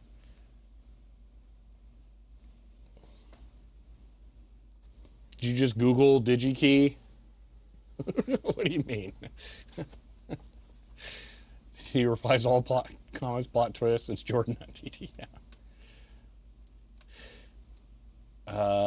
I'm just trying to look for axial for giggles. Let's. Oh, this is probably going to kill more. In stock. Whoa, nearly a quarter. Okay, let's get rid of marketplace. I don't know how tariffed is going to work. What's that going to look like? Ouch. We'll leave tariffed right now. All right, we're getting closer. Let's do 40 to 75, sure. And then, wow, I'm surprised there even is a 180. Let's try 180 to 220. 324 parts left. Okay. Down with marketplace. I don't understand what the marketplace even is, and I don't really want to know. Okay. Let's see, active. So we got 324 left. Out of that, 255 are active. Okay, that's not too bad. But it's all the like weirdo brands you've never heard of that are the active ones. We do need polar. I remember the negative stripe. So that drops it to 300. Let's go and apply. I'll go ahead and apply that so I can't screw that up. Okay. Axial. 220. That's actually pretty good. Ooh, we might be able to get axials. They're folded over. It could be a radial, but the difference is where it mounts is slightly shifted, and it's really tight. There's a lot of caps around there. Might as well drop it to 180. Well, we'll see. Let's see.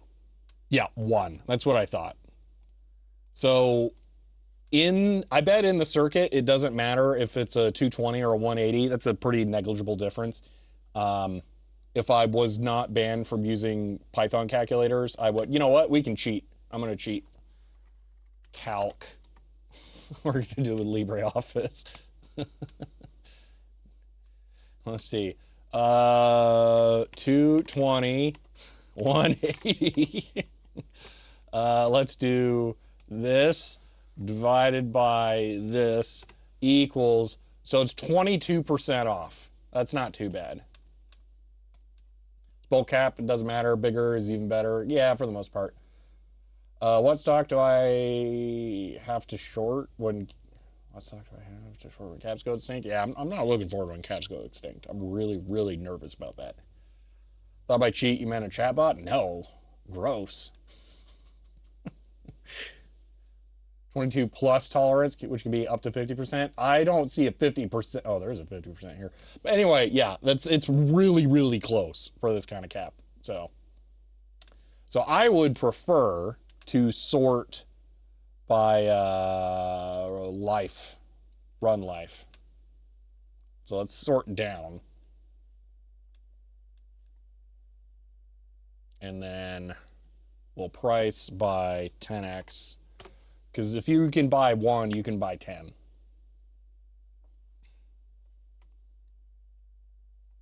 Okay. So, oh, that automatically sorted too, though. Okay, so let's just look. 2000s, 10,000 hours. What is it? Vishay,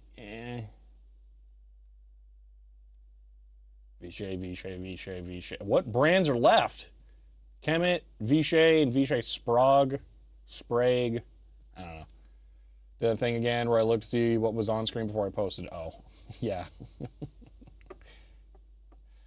What if there's Python running underneath? Like you look at cool power generating tech like nuclear reactors, still boiling water underneath.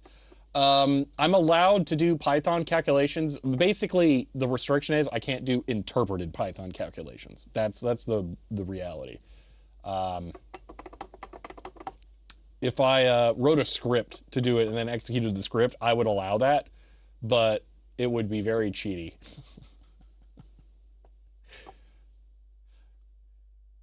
In generally, I will avoid doing it if I actually never mind. I'm just the brain is goo. What's up with the Python restriction? So I own a lot of cool vintage calculators, but I never use them because when I go to a computer and I need to do math, I'll just open up a Python interactive terminal and just do the math through there. So I never use it. The problem is that I also don't want to keep batteries in my vintage calculators. So I never have them at the ready. So I want to force myself to use them, but the only one I ever want to use is the comptometer because it doesn't need batteries. But then division on the comptometer is like the only thing I ever want to do because everything else I can like mental math it close enough. But division on the comptometer sucks. So I don't know. Maybe I should just pick like a medium cool calculator that is wall powered and then just leave it here and then turn it off and on when I need it. Not something that I'll be like really sad when it dies, but something's like, actually, I have somewhere around here a Sharp Compet that turned out to have a VFD display that I thought was an LED display. I should use that. That's what I should do. Time for Abacus? Yeah. Have a desktop? Yeah. Okay. Well, I should do that. Anyway, let's see. Just use KDE search as a calculator. Oh, the like Alt F2. This 1 + 1. Yeah, that does work. Okay, that's pretty cool. I never thought about doing that. I also like having the history though. Like, okay. I assume it was Hellencroft who redeemed it. Can I have permission to use the Python interpreted calculator to do math as a demonstration?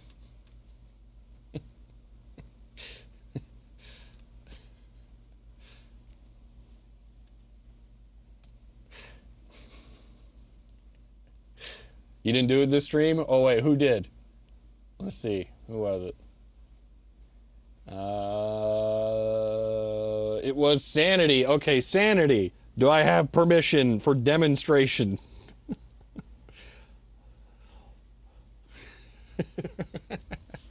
Use homebrew calculator with mechanical switches. It runs Python. It runs Python. Yeah, it's a microprocessor. Blah blah. Microcontroller. That's it. That just runs MicroPython. Make him pay.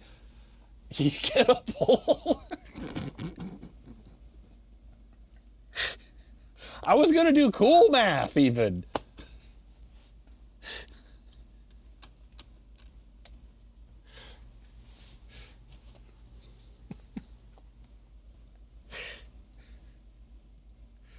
Only if we get a byte break? All right, I'll make you a deal, okay? How about this? I'll do a 27-minute byte break on a different magazine.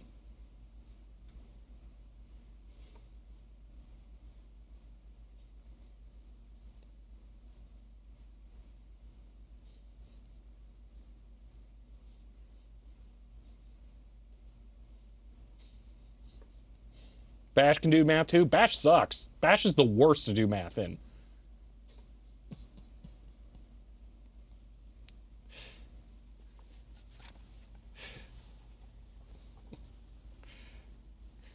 Make him clean the back room for 10 minutes. Oh, gosh. Anyway, it does look like we can get caps. MakerBot print.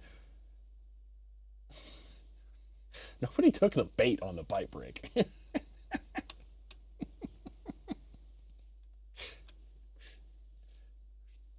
No, the new core utilities offer a tool called BC or whatever for doing math. Oh, that's what Ben was talking about.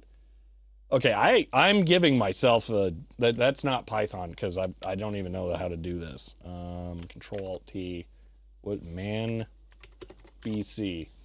Arbitrary precision calculator language. How does this work? Because I use the expression thing and it sucks. So you input it as a string or can it be like arguments? They don't have any examples. Bro, if I'm programming like this, I'm just going to use bash. BC 1 plus 1. File 1 is unavailable. This sucks. What do you mean infix? It's also interactive. DC's RPN. If he wants to show it, he can make a second channel video and release it as short. Pipe stuff in? Ah, this is terrible.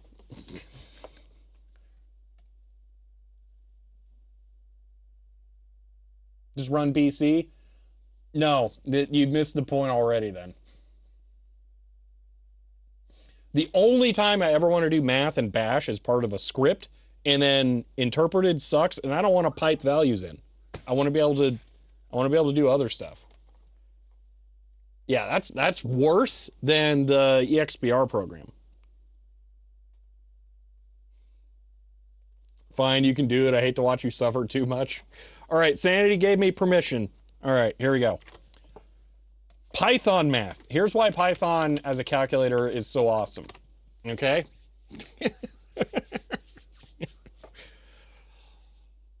Python is a whole programming language, but it runs interpreted. So you can do something easy like store a value as a variable, 1 plus 2. For the most part, it's fairly lax, and then you can just recall your variable like that. Bash can technically do this, but Bash sucks at variables. So if we use Bash, let's say we're going to store a variable, same thing, test. We have to do equals. If we put a space here, no, you can't do that. You're not allowed to put a space there or it won't work.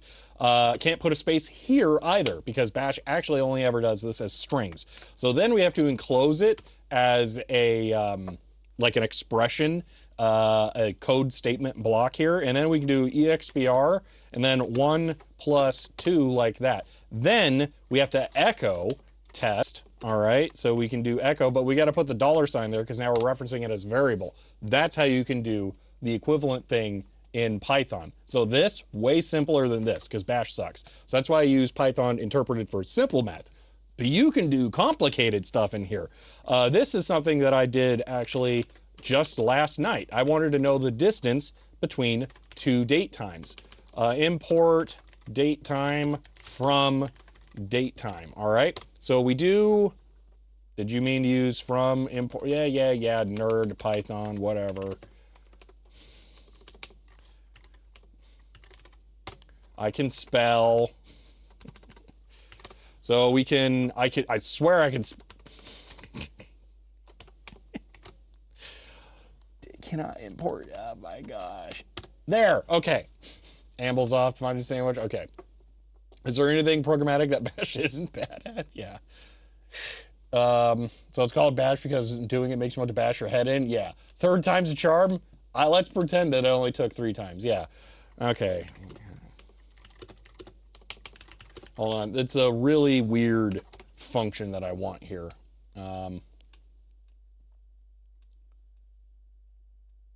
Okay. So let's say we want to figure out how many days there are between 2 dates. So we can do date time.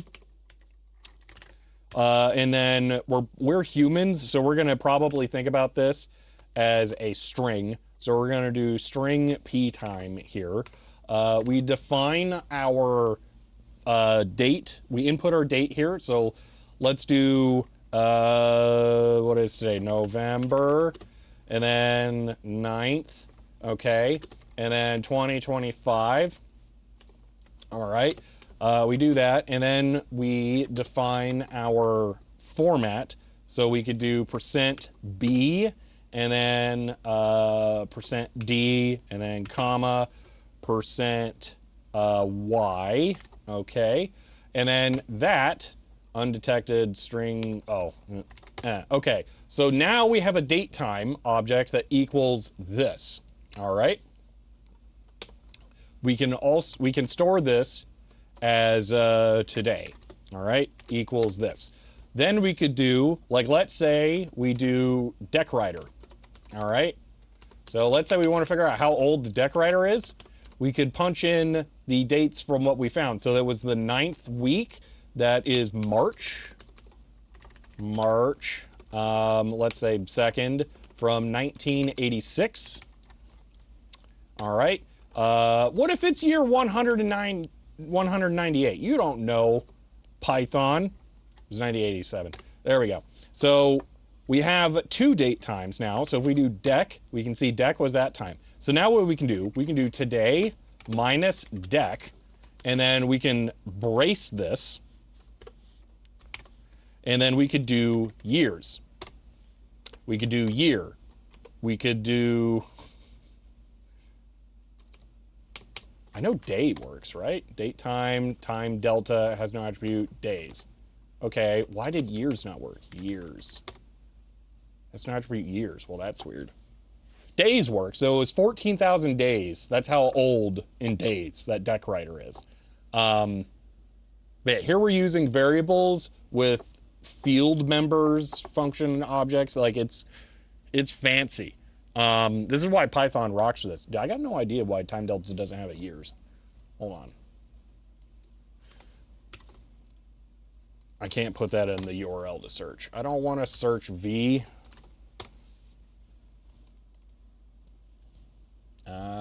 Time, blah, blah, blah, blah, blah, blah. Come on. Min, max. Okay, hold on. Min, max. Days, seconds, microseconds. Dude, what? We don't have years? Well, that's rude. So I guess days divided by 365. So there's our years. It's 38 years old. You have a vintage calculator that works with dates? No. I mean, I wouldn't be surprised if one of the later HPs could. Maybe the 12C, actually, because it's financial. It might do that as like a weird feature. I'm not sure. So, yeah, 365.25. Yeah. So, again, this is the fanciness of Python and the modules you can import and everything is why it's so great as a calculator all the time. Anyway, so there was some non-real math. Okay, the Python calculator ban is reinstituted. Okay. HP smartwatch Tecmo can do time calculations. Ooh. I'm glad I don't collect watches, or I would want an HP one. They're so expensive. Oh my gosh. And I don't mean an HP watch, I mean an HP-1.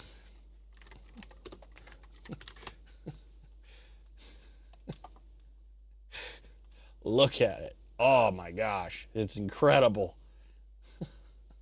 Want. But you know what's expensive?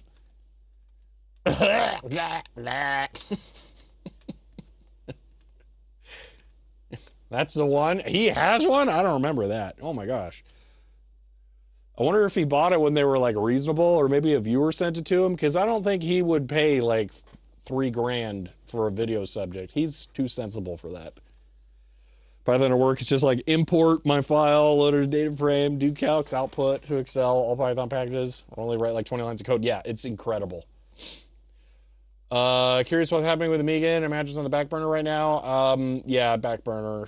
I have the parts in to work on it now. I just haven't gotten around to it yet. Are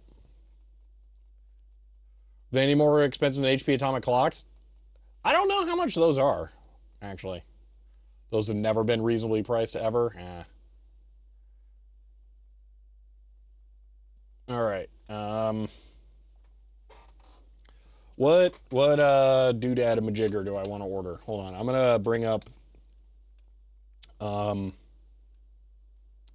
my parts order list. I run an in the background parts order checklist for stuff. So I ordered CDI caps. I got those in. I think I ordered the correct caps for the EGA monitor because if you remember, I bought the wrong value caps. They were supposed to be 2.2 or maybe it was 22. I don't know. I think I ordered the correct ones, so I had the wrong ones. That is hopefully what's causing the blue streaking. So I think I ordered those, but I won't uncheck them because I'm not 100% sure. Let's see, high and low voltage caps, same US series, long-term test. Yeah, I already talked about that today. Okay, so parts order. Let's add subtask. DECWriter 3. Okay. So caps SNES and Game Gear. I did recap the SNES. I didn't fix it. I haven't ordered caps for Game Gear yet. They're weird. That's the problem. And I think both of mine are different. We have to... Isn't that also from like 4 years ago?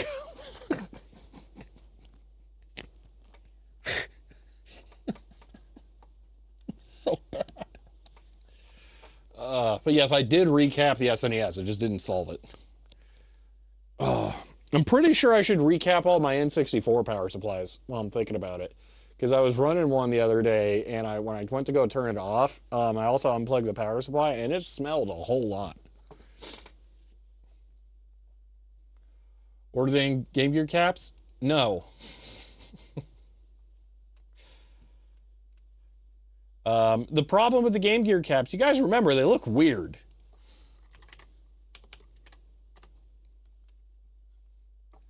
Sega Game Gear. See, how do I replace that? That's the problem. That's why I haven't done it yet. Wait, why are there parts that are listed as replacements? Did I do this? No, I wouldn't have put LCSE. This must be Andrew's Awesome. Get a normal cap 3D printing housing. That's how that works, though. Why did I not upload a picture of the front? Maybe I did, and I thought I was going to put it there, and I never got around to it. I don't know, whatever. All right, I'll make a note of Game Gear. All right? And then I'll just order those, and whatever happens, happens. Game Gear. Worst case, I'm going to be out like $6 or whatever, so it'll be fine. Okay.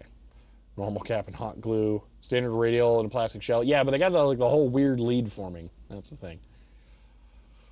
All right. Hold on. DECWriter 3. There were some... Yeah, so Jarek, there are places that sell those. I'm not a fan of that. You need to teach the man to fish. That's my whole philosophy. That's why I made Caps Wiki. Because I don't agree with how those places pick caps and order them and sell them and, yeah, that, whatever. Just not my favorite thing. Can't we put in 10 UF ceramic caps? I didn't look what the values were.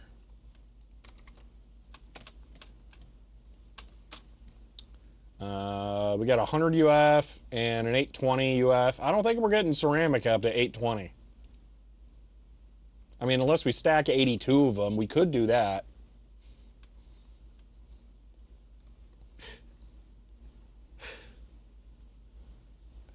I have like 0.000 ESR.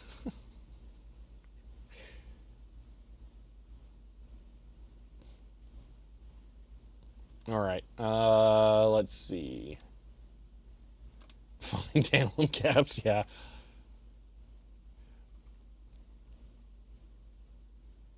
So Playful, we are talking about like 3 different things. This is for Game Gear. Not the... You're probably on the right ball. I'm the one who keeps trying to steer the chat back towards the axial. How's Cornell? Are they good? I don't know. Let's look at ESR. What's a nice low ESR? Ooh, 8,000 600 milliohm ESR. You know what? I like this one. Let's get that one. 230. I'm going to spend $23 on caps. You guys ready? All right, let me grab this. Because I minimum order quantity 10 now. Talking about Game Gear. Okay, standard electrolytic is fine. Who cares if the legs don't have fancy forming? It's more that it's they're SMD pads. And soldering the leaded ones down like that's kind of a pain in the butt. And I know it'd take me like 30 seconds to solve. So, not 103. Oh, that's a good call. Yeah, actually, no, screw that one. That's 6,000 hours of meh. How did I forget? Let's see, temp rating. Oh, 125 is even better. Let's do this. We got 6 left. We'll throw 105 in there. All right, let's see what we get. Says CHER 100. If soldering is a pain in the butt, I'm worried where you put the iron. End of line. Chloe, thank you for the 100 bits.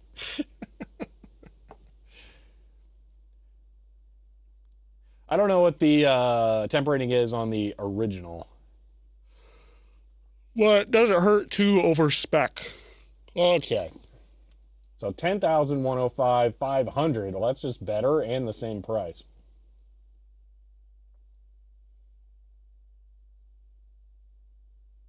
What's the difference between this one and this one?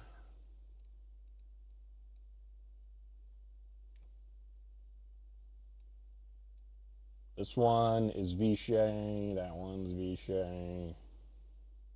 Why don't I get this one?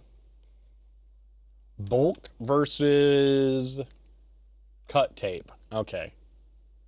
So it costs more money to get them not as cut tape. Cool. All right, so this one it is. Winner.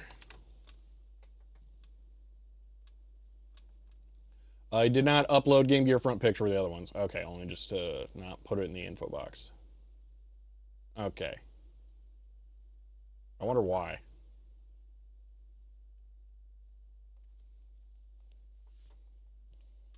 All right, so there's that. Let me see, 51, 54, incorrect caps. Yeah, I probably ordered those, but I won't uncheck it because I don't remember. Okay, parts for thing. Current loop adapter. Okay. If I want to make a good current loop adapter, what do I buy? Like, I want to make the DECWriter 2, okay, the other one, have like an actual RS-232 port. It's going to be horrible 300 baud, but like, what do I want?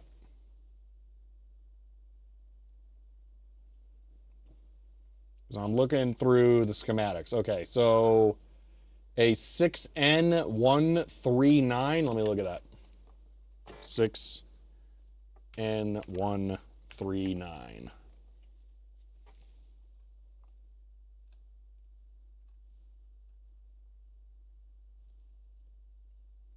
That's opto isolator. Okay. 5 kilovolt. I don't know if that's enough volts. Ruby subscribed with Prime. They've subscribed for 2 months. End of line.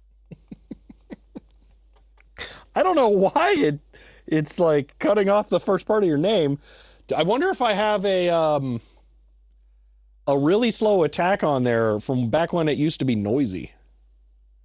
I'm sorry about that, but Dr. Doobie or Drooby, I guess it is. Maybe it did pronounce it correct. Anyway, thank you for the Prime, Drooby. Thank you for the Prime sub and for 2 months. I appreciate that. Circuit used for gas pumps was very simple, involving 2 transistors, opto, and some passives. Yeah, so Helen Croft had put a schematic in there in Discord with some basic resistors, opto isolators. I don't even think they were transistors, just some diodes. And diodes, I believe, are omittable if you don't want indicators. I want indicators because blinky lights. So we'll do that.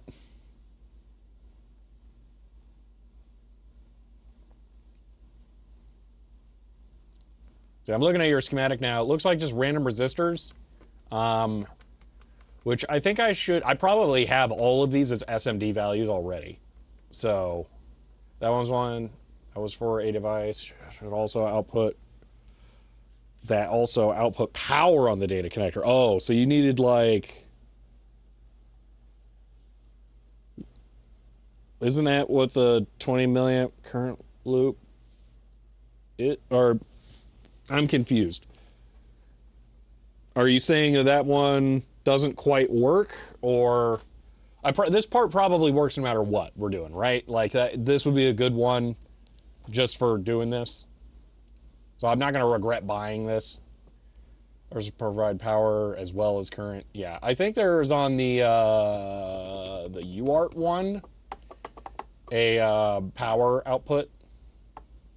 So maybe that has to be 20 milliamp current source. Okay. I think no matter what, we can solve that from inside. So I'm not as concerned about that.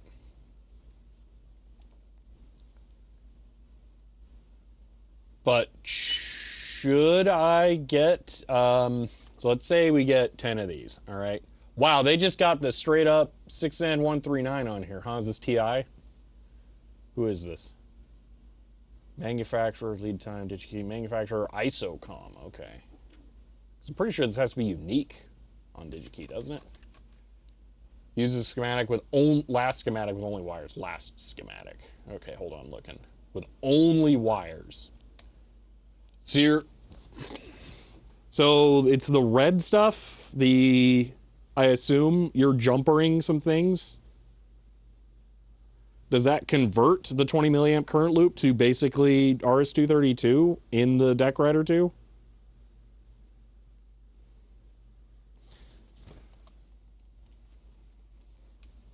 So I'm looking at this. Okay.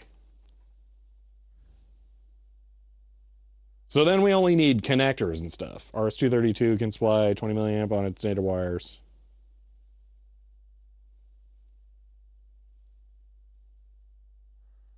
RxD RTS. Wait, what's with the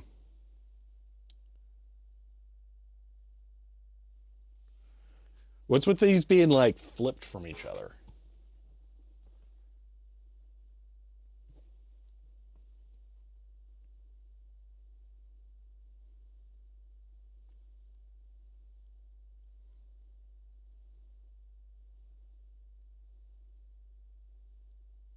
If you need to invert the signal. Oh, okay. So realistically, I would only use like for a USB adapter, probably. I would only use 7 and 5.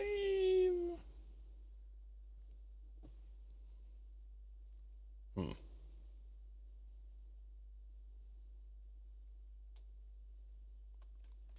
right, well, I'll note this. And I'm still probably going to pick that up. Those are pin number. Yeah. Configure the jumper lengths. Yeah, but there was also like an actual adapter board. DECWriter 2 RS-232. Is that opto fast enough? Turn on, turn off, 1 microsecond. But it sounds fast.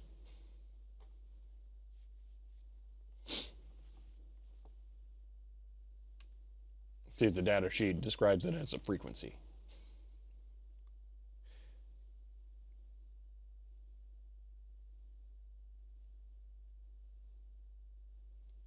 Yeah, I don't know, it's probably fine.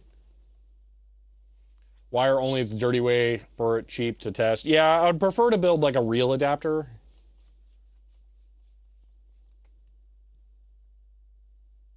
Yeah, that is true. Ben's right. It is only 300 baud.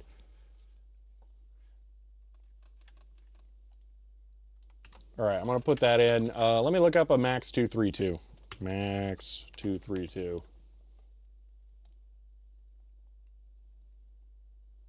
I don't want to have to buy a tube of them. Wait, is a tube of 400 only $1? I'll buy that then. I suspect it's $400, so View alternative package types. Let's see. I don't really want that. I like how TI is using the max part of this. Let's just actually search. Need to steal 5-volt from the USB adapter? No, the UART output has that. Here's my thought, okay? Let me bring up the, do I have the schematics here? I don't know if I do. Documents, DJs, no. Excuse me, projects. I don't think I have them on here. No. Deck. Maintenance, okay. There's the UART port on there, the one on the right.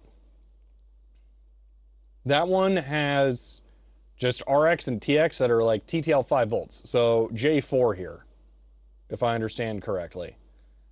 And it also has 5-volt power, I believe. So what I'm thinking is we just get a Max 232, power it off of that, and then we could probably just like hook it all up and then it's just like good to go. That's my guess. I think the Max 232 needs like positive, negative 12 volts, so it doesn't. Max 232 drivers.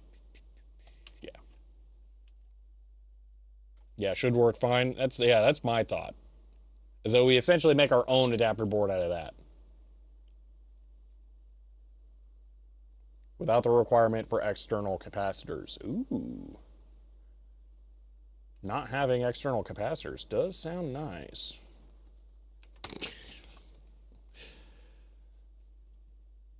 You doing something crazy? The speed limit? Ba-doom.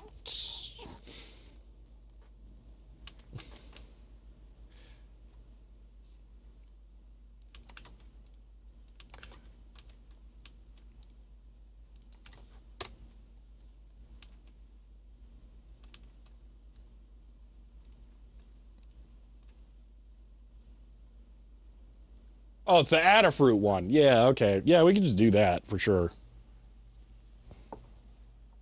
I could probably buy those on Amazon for dirt cheap, although they won't come with like the brand compatibility of Adafruit.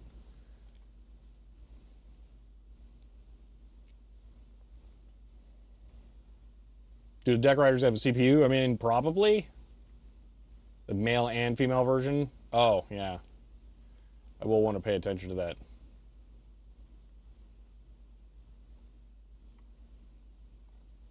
You're going to the new store. Well, good luck. I'll be offline long before you're in the store.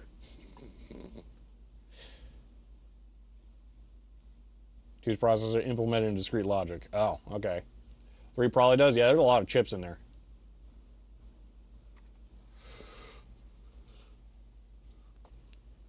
Do it, DigiKey. Weird.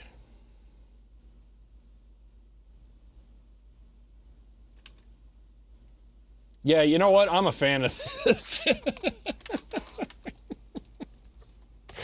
I'll probably still pick up the opto isolators just to have some because I don't have anything like that.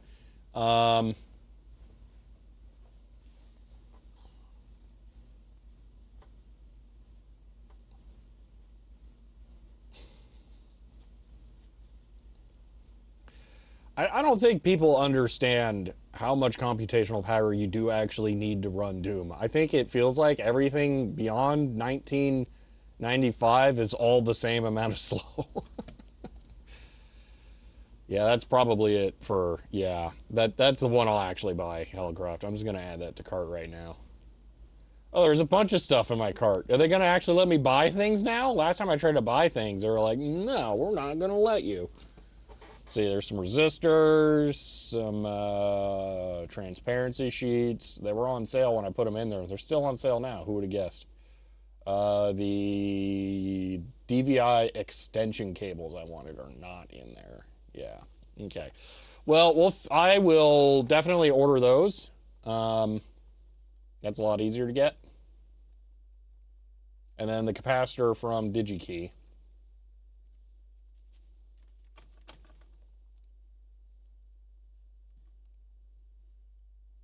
You know, I was still trying to figure out or find the schematic part that shows the J4 output. Current loop driver, clock logic. It says UART. There it is, UART. All right, where is it?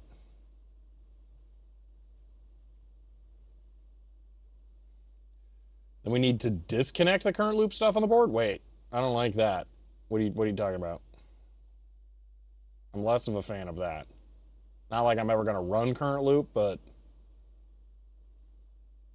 why?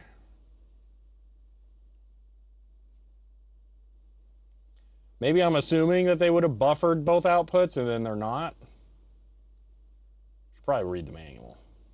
That sounds like work, though. Oh, why's it got to be 400 pages?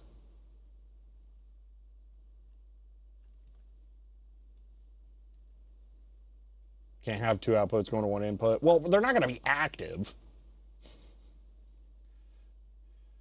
And we want UART pins to just go to the max 232. We build the adapter, assuming you can find the right connectors. What do you mean the adapter? The current loop adapter? Could we opto isolate into the max 232 and then just rob some voltages from elsewhere inside?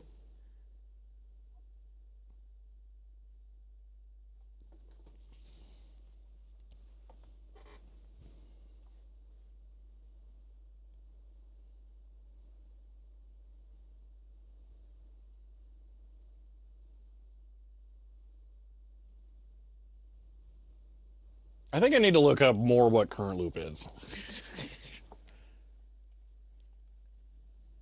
I'm going to guess current loop works like how that monitor does, in that it sends signals, and this is going to come as a surprise, as current, instead of voltage, and that the receiver pulling current or not is how it measures it. Slightly confused. You may need to run that past me on Discord sometime. Okay, so here's my thought. Should PCB even have the RS-232 parts installed? No. So the DECWriter 2 has an expansion board that plugs into that UART port that adds RS-232. That's not what it is, DECWriter. That's not what it is. There is no $14 current looped RS-232 adapter, or we would not be having this conversation. I would be just spamming the buy now button. Everything is work. Everything is somehow I am manually creating it from scratch. Actual current looped RS-232 adapters are all over $100. In 20 milliamp to turn the LED inside the DECWriter Opto. Okay. So yeah, the opto isolator then provides power and just okay.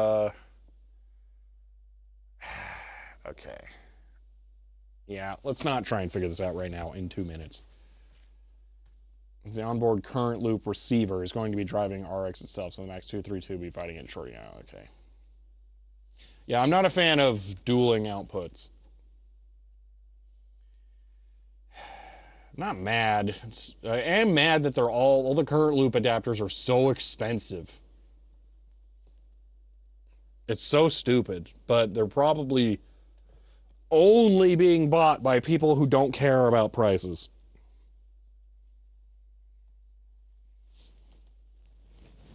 This is frustrating that the eBay sellers have caught on to that for the old ones.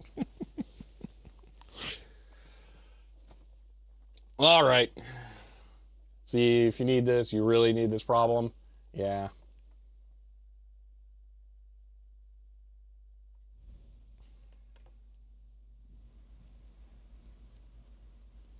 Well, it is time to end the stream here. Oh, man.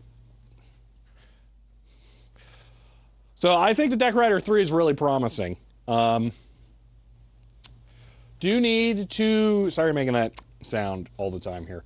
I do need to get the cap so we can fix the power supply. I will try to order that this week. Give us 90 minutes next weekend. Oh, don't worry. I'll give you 10 hours of stream next weekend. To be fair, that's not a big market. You say that, but then why are all of the used ones so expensive? That's the thing. Like, there's not a lot of people who want Model F keyboards, but they still go for a lot of money. We can get the DECWriter 2 to talk next week. Maybe we'll get both. It's funny that this doesn't even have current loop as far as I can tell, so they can't even talk to each other.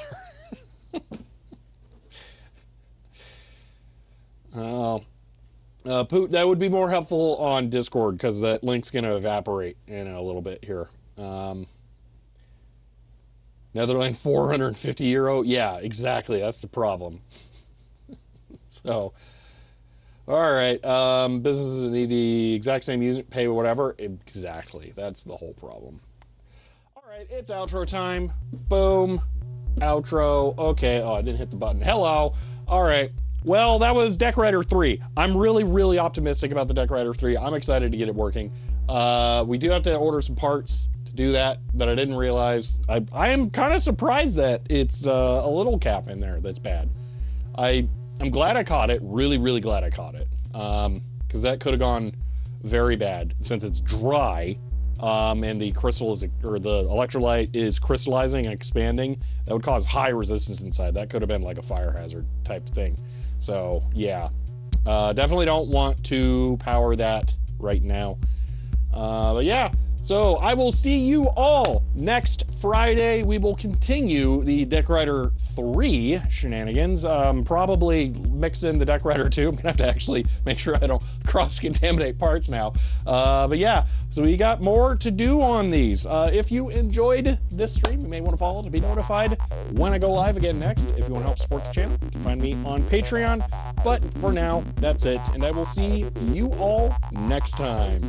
And yeah, you can go watch the second channel video on the print head that got smoked last time if you didn't catch the stream. Edited version's a lot better. All right, bye.